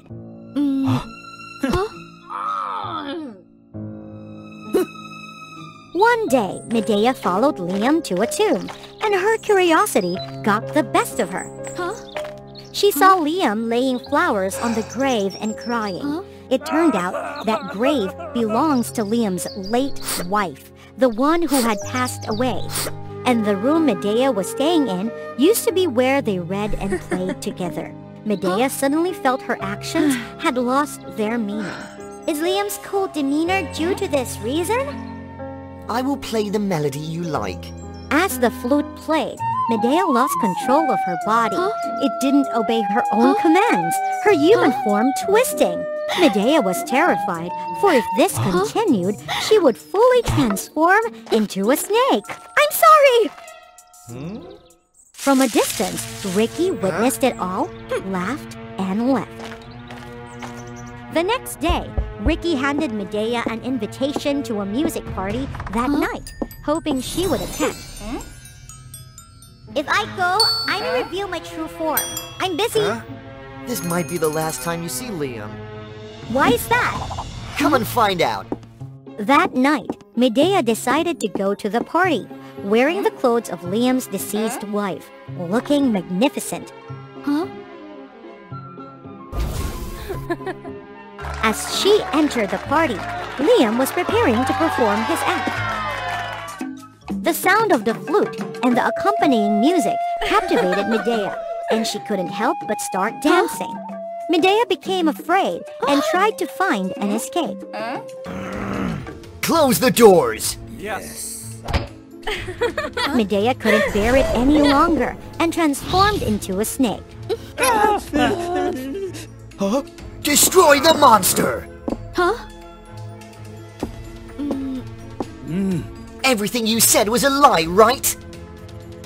Liam, please listen to me. At first, I didn't plan to take your soul, but after being by your side and getting to know you, your love for your late wife, I gave up that intention. Stop your nonsense! Medea had no choice but to fight back. Liam stood there, witnessing the chaos, remembering the time he spent with Medea, and suddenly he came to his senses. Stop! Liam, you're siding with her? From now on, the throne will be mine. Seeing Ricky's actions infuriated Medea even more. She went madly towards Ricky. Liam, please wake up! Medea, I'm sorry for being cold to you, because I love you. You brought a sense of familiarity and happiness that I had lost for so long. But because I didn't want to suffer when loving someone else, I had to act that way. Medea poured her entire soul into Liam's mouth, and his body started to glow. His wounds healed. Liam was saved, but it also meant that Medea would no longer stay eternally beautiful.